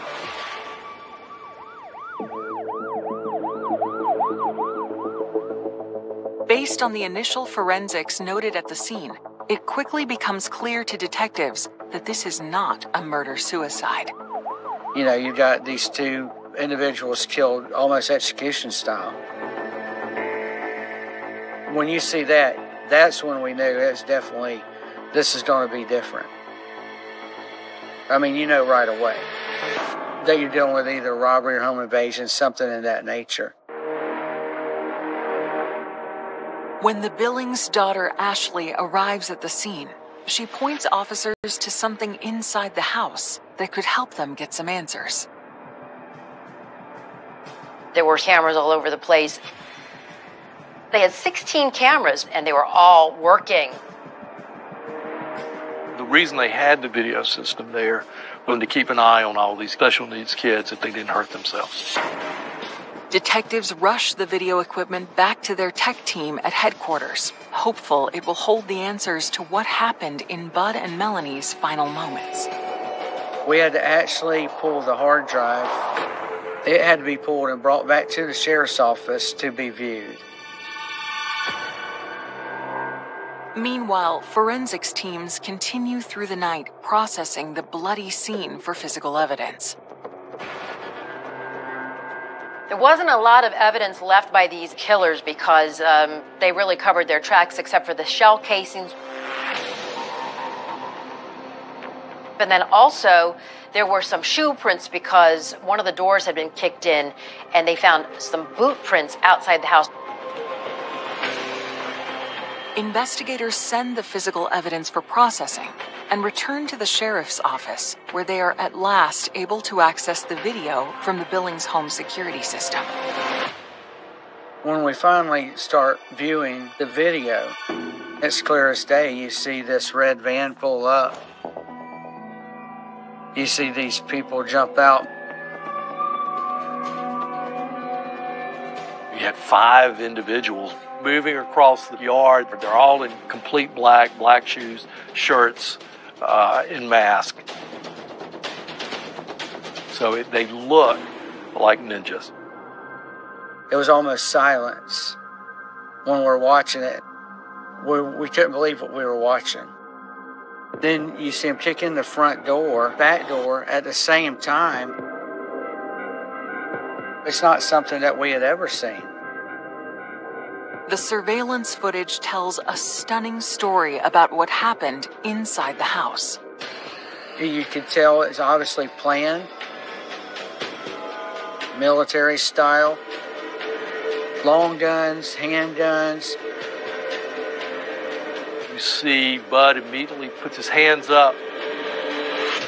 And he's trying to talk to these killers that have come into his home with his kids and his wife. Then you have two other masked men come in from down the hallway. So the men that finally rush into the room, they get Bud and they zip tie him and they push him to the floor. Within minutes of getting Bud on the floor, one of the guys shoots him twice, one in each leg, in the meaty part of the calf. Drag him, into the master bedroom, drag Melanie into the master bedroom. The surveillance didn't have video in his bedroom, so we didn't see them being killed. Investigators rewind the video again and again, scouring it for clues. And they spot something they didn't notice earlier. We see there's a little boy in the living room.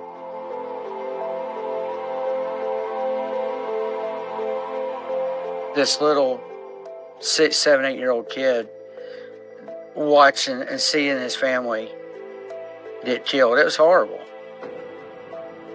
The child, he was with his dad when the men broke into the house. He wasn't in the bedroom, but he actually saw his dad being shot. He saw his mom being dragged. The gang pretty much just ignored him, while this was all going on. And immediately, just kept doing what they were doing.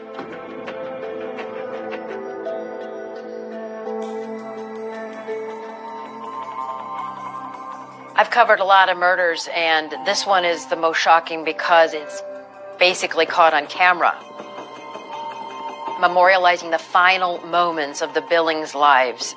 And all the children are there. It's so unnerving, and it's just sad, but also it's something you can't unsee. And then after that, you can see the ninja invaders quickly leaving the house. You see them getting into the van with an object. But it was hard to tell from the video what they were carrying out of the house. This whole thing happened in less than 10 minutes. So police are trying to figure out, is this just simply a home invasion and people that want money? Or why did this go down?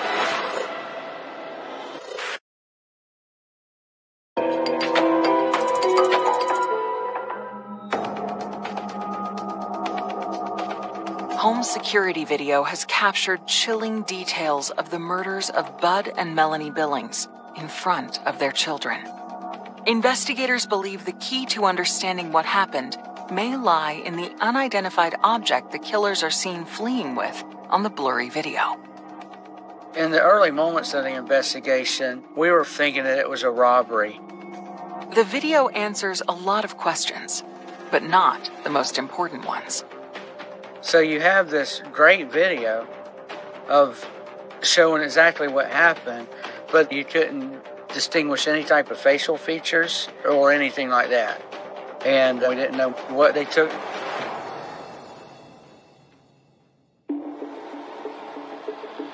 Investigators continue trying to decipher the clues contained in the home security video. They need to know exactly what was taken from the Billings home, why, and most importantly, by whom. So they speak to those closest to Bud and Melanie, their oldest children, Justin and Ashley. Typically in a homicide, they're going to go first to the people that are closest. So they're going to go find out where all the family members were, get their interviews done quickly.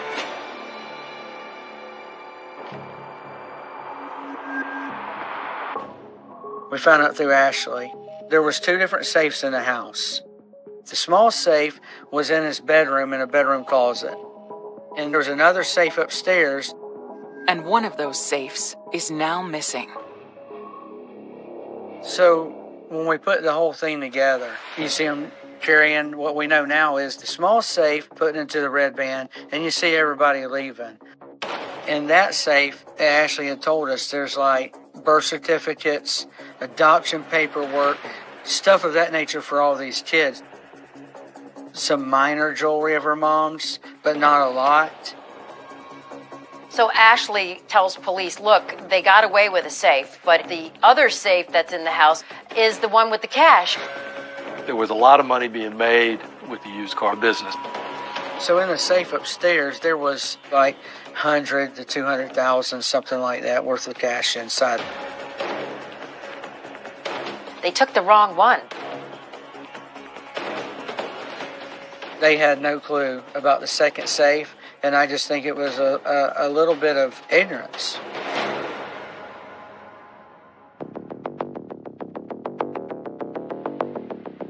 Investigators still have no leads to the identities of the home invaders. They hope one comes from their most promising clue, the red van seen on the security video. The first thing that comes to mind when you see that red van is we're going to be able to find that. We got that video of the red van put out on media. I mean, right away.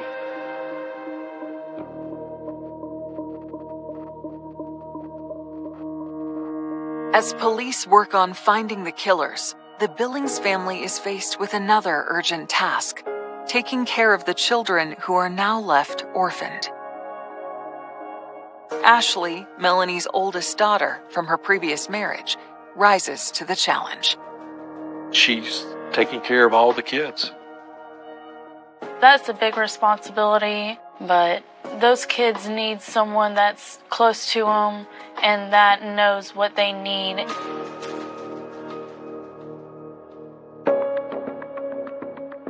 Days pass with no new leads on the red van or the identity of its occupants. The evidence points to a robbery gone bad. But with a safe full of cash left behind and the 2 brazen murders, detectives begin to wonder if something bigger is at play. In the South, you don't speak ill of the dead until they're buried.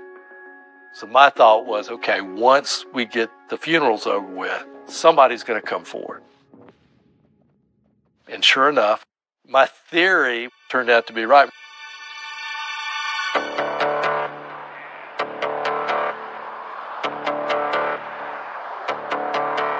We started hearing that Bud was a great friend, but he never got the wrong side of a business deal. The stories that we were getting were the people that had used car lots with them. He would find a successful salesperson. He would help them finance the cars. But then when the sales start to fall off, he didn't hesitate to take the whole lot from them. And there were stories of him coming in the middle of the night, taking all the keys, moving all the cars in the lot, and the guy going back to work to a lot he thought he had with no cars. Might Bud Billings have crossed the wrong man? So there was a question whether this was just purely to burglarize the Billings, or was there some other motive behind this? Was it hit? Was there a revenge motive to this? We appreciate you coming in. Well, anything to help. Bud's adult son, Justin, sometimes worked with his dad on his auto lots. As police interview him about the murders, he provides some intriguing details about his father's business dealings. And when the police spoke to Justin, he gave them a name, a key to why this might have all gone down. During the interview with Justin, he brings up Cab Tice. He said, hey, this is a guy you might want to look at. Him and my dad have had issues in the past, and you might want to check him out. Cab Tice ran several car dealerships. He had a flair for liking Hawaiian shirts. He tanned. Justin tells investigators that his father had a business dispute with Cab Tice, and Bud had accused Cab of stealing from him. My dad was disappointed in him for stealing from him. I mean, he said if you needed money, you could have just asked. You didn't have to steal it from me. And Cab just stormed out. So we start looking into Cab Tice. We wind up going out there and making contact with Cab. And he made it clear that he had no use for Mr. Billings. It kept just getting more interesting in every turn.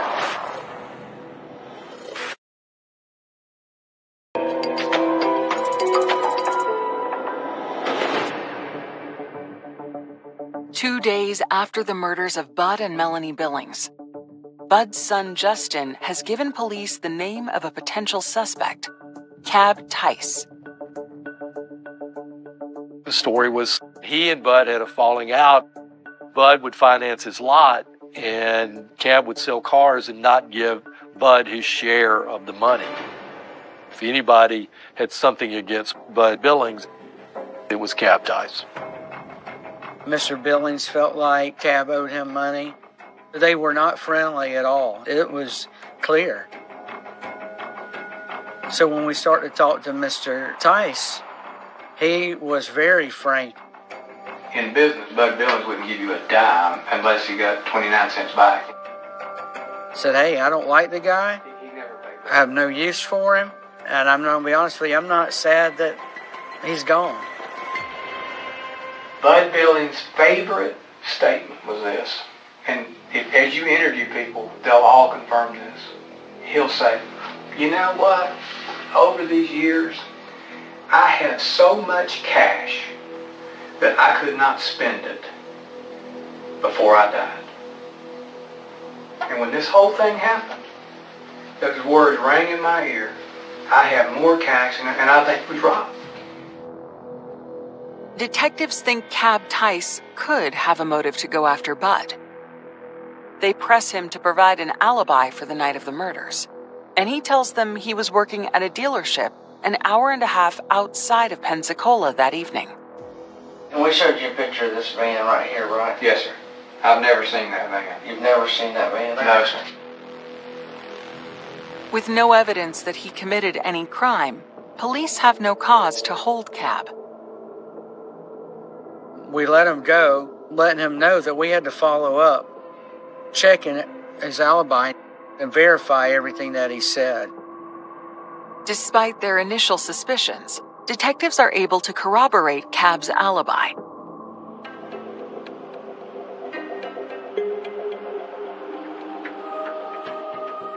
The case seems to be losing momentum. But then, investigators' strategy of asking for the public's help finding the red van seen at the Billings home finally pays off. Somebody calls up and says, hey, I know this van. I once owned it and I sold it. And I sold it to Patrick Gonzalez.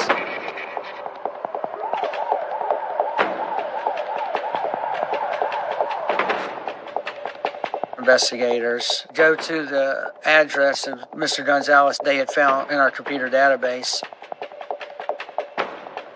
They drive by the house. Lo and behold, there's this van peeking out behind the trailer. They go, and it looks like the one that is in the video. And it's just sitting there.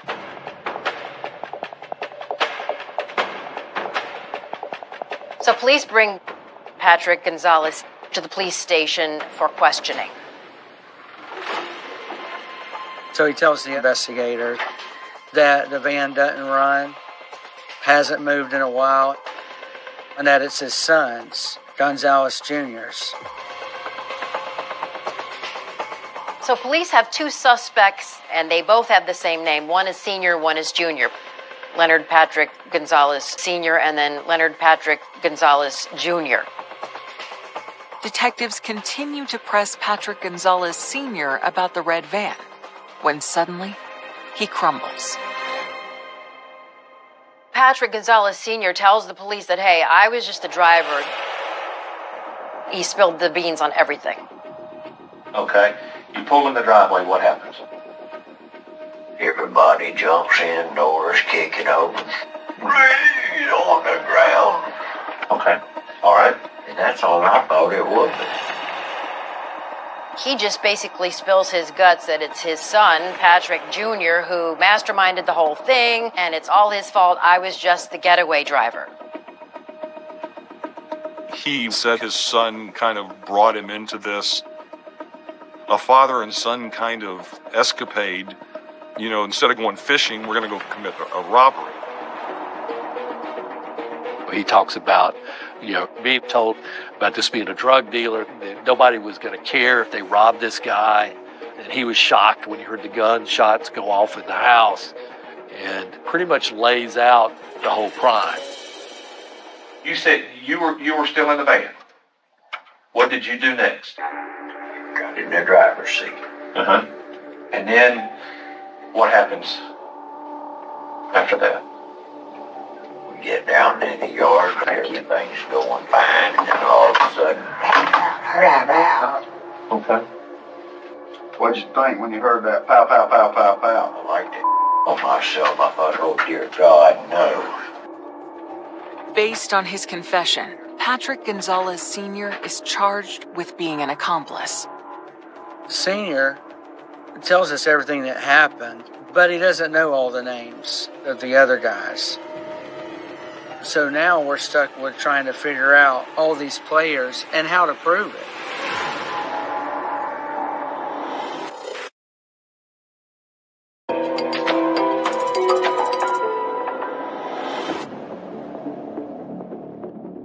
Police have traced the red van used in the murders of Bud and Melanie Billings to Patrick Gonzalez Sr.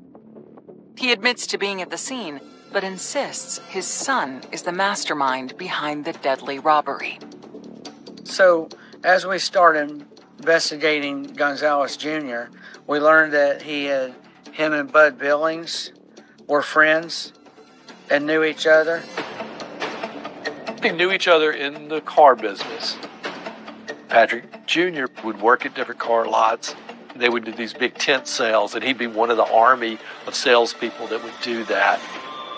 Because of what they have on Patrick Jr. from his father, they bring him in for an interrogation.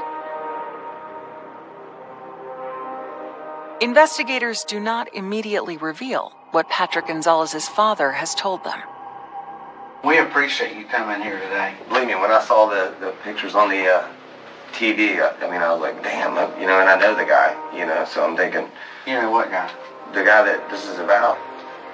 So I was like, You saw the picture of the van on TV? Yeah. Man, that's your van. Excuse me? That picture is the same van that's in your yard, right? Similar. Very similar to that van, but no, it's not. It can't be the same van. It's not the same van. He denies everything, and he tells us his dad's mentally crazy. Don't listen to nothing he says. Detectives believe Patrick Sr.'s story. Patrick Gonzalez Jr. is their prime suspect. But they have to find proof that he was involved. We had enough probable cause to keep Senior. We didn't have enough probable cause to keep Junior, so then we got to keep following up. We got to get enough evidence to prove his dad's story. That includes doing a deep dive into Patrick Jr.'s background. Patrick Jr., he had spent some time in prison with a battery charge, an assault charge, and he had come out. He was very proficient in martial arts, had done some MMA fighting. Patrick had gone to Bud to get money to help with the studio that he had, the martial arts studio that he started, and Bud was not interested in investing in his business.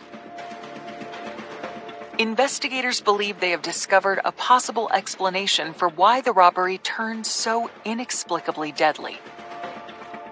Could Patrick Jr. have been so angry at Bud for not investing in his studio that he wanted him dead?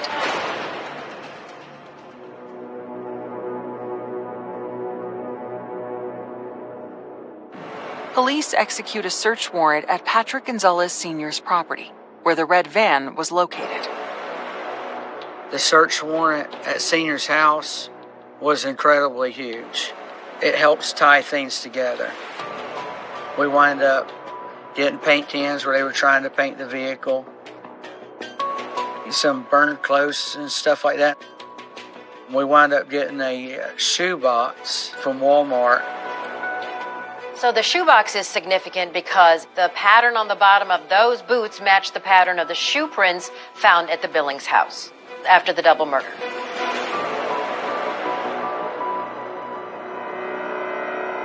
Detectives head to Walmart and find surveillance footage matching the date and time on a receipt found with the shoeboxes.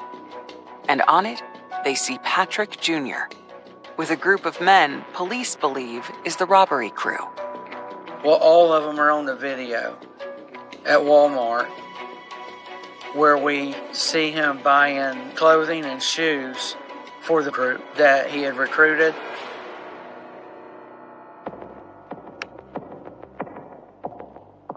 Prosecutors feel they now have enough to arrest Patrick Gonzalez Jr. When they release the Walmart video to the public, tips help them identify and arrest the other 5 men. They were tied to Gonzalez Jr. through a mechanic shop.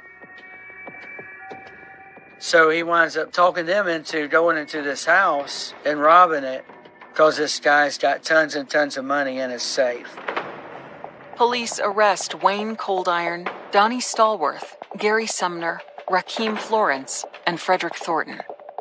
But pieces of the puzzle are still missing. They had arrested a lot of people, but they didn't have the guns, they didn't have the safe. Detectives continue interrogating their suspects, probing for leads to the guns and safe. And as they do, they hear about a mysterious woman who may be the key to that information. Pamela Long Wiggins, she's blonde, she's a real estate agent, very successful, has a lot of money, and somehow she's involved with these ninja characters. We wind up finding out that she's rents to Gonzalez Jr., a home in Gulf Breeze, Florida.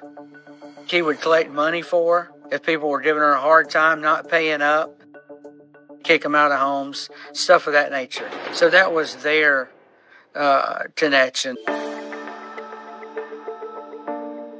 Police learn from their suspects that after the murders, Patrick Gonzalez Jr. met with Pamela. But then, she disappeared. Detectives managed to track Pamela down just in time. She was trying to leave and wound up locating her in a big yacht or boat that they had in Orange Beach, Alabama. When we get Pamela Wiggins back to the sheriff's office, she doesn't want to speak with us without an attorney. But then they get an unexpected visit from Pamela's husband, Hugh, looking to cut a deal for himself. Hugh Wiggins was not on our radar at all. So we're like, this case just gets crazier and crazier. And he actually spills all the beans. He sells his wife under the bus. The first question we have is, where is the safe? Do you want me to tell you, or do you want me to take you to it? I want you to tell me at this point. Well, first of all, I don't know for a fact that it's there. I was just told that it was there. Who told you? Pam told me. Hugh had cut an immunity deal with the state attorney's office. And he told them where the guns could be found, where the safe was. That was sort of a turning point in this investigation. Faced with her husband's betrayal, Pamela admits to taking the guns and safe. She tells detectives she got her marching orders from Patrick Gonzalez Jr. Okay. said, if we do the job, won't be in trouble. And I let him talk me into it. I didn't hear you. And I let him talk me into doing this. Pamela Wiggins is charged with accessory after the fact. The rest of the crew are charged with murder and armed home invasion. As investigators continue to interrogate them, they all point the finger at Patrick Gonzalez Jr. as the man who turned that night deadly. Because he's the one who pulls the trigger.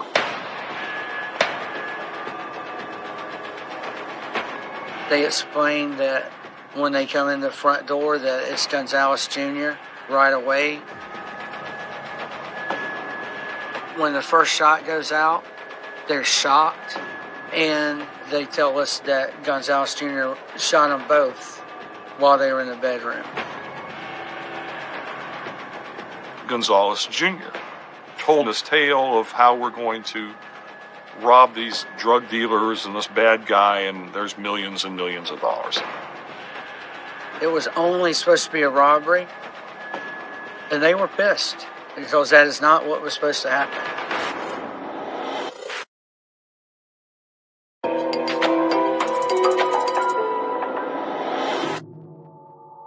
Prosecutors in Patrick Gonzalez Jr.'s murder case are preparing for what they know will be a closely watched trial. It's one of the most high-profile cases in Pensacola's history. I think that what was a challenge in this case was that you want to make sure that no stone goes unturned to make sure we obtain justice. It's a death penalty case. Leonard Patrick Gonzalez Jr. Yes, Your Honor. Mr. Gonzalez, you've been arrested on charges of homicide and home invasion and robbery with a firearm. In October 2010, the trial of Patrick Gonzalez Jr. for the murders of Bud and Melanie Billings begins. Prosecutors have plenty of evidence that he wanted the Billings money. I think that Gonzalez Jr. believed that there was a treasure trove at that house. But they can't explain why he wanted them dead. So the big question that still hangs in the balance is, why were the Billings killed? It just doesn't make sense because they got what they wanted. They got a safe. So why kill the parents? It was supposed to be just a simple robbery, people needing money. I really am not sure what was in Gonzalez's mind, but I think if you watch the video and surveillance video and you see it, as quickly as he shot him when he come in that door, I think, in my opinion, he had full intentions of killing him as soon as he come in that door. He comes in the door and shoots him right away. Patrick Gonzalez won't provide any answers about his motive. He maintains his innocence and declines to testify. But the state has another powerful weapon.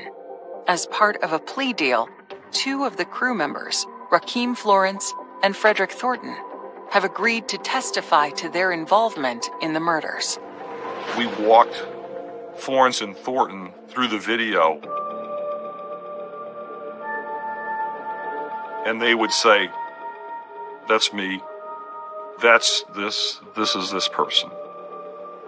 It became alive through them. So you brought almost a color commentary right there from the guys who were inside the house. I think it worked effectively. The video was the overwhelming piece of evidence that sealed the fate of all these folks. The video cannot be cross-examined. It puts the people where they're at. It is the crime. On October 28, 2010, the jury finds Patrick Gonzalez Jr. guilty of murder and armed home invasion robbery. A judge ultimately, after sentencing hearings, sentenced him to death.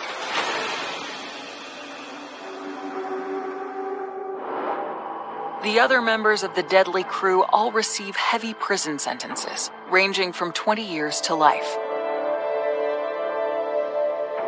both Patrick Gonzalez Sr. and Pamela Wiggins die behind bars.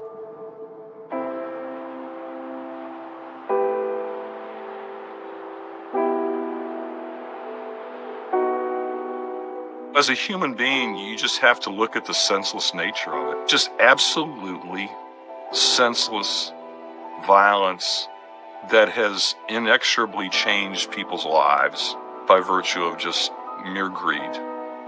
Senseless greed. And that's the thing that really saddens you, because, in many ways, all these people were drawn in for greed, and then a senseless double murder takes place. Families are torn apart. Both sides of the equation are forever changed by this.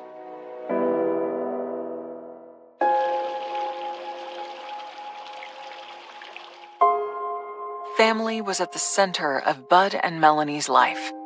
Their daughter Ashley keeps their legacy alive by continuing to care for the children loved by the couple. I just hope that one day that the kids grow up and they know that Melanie and Bud did love them.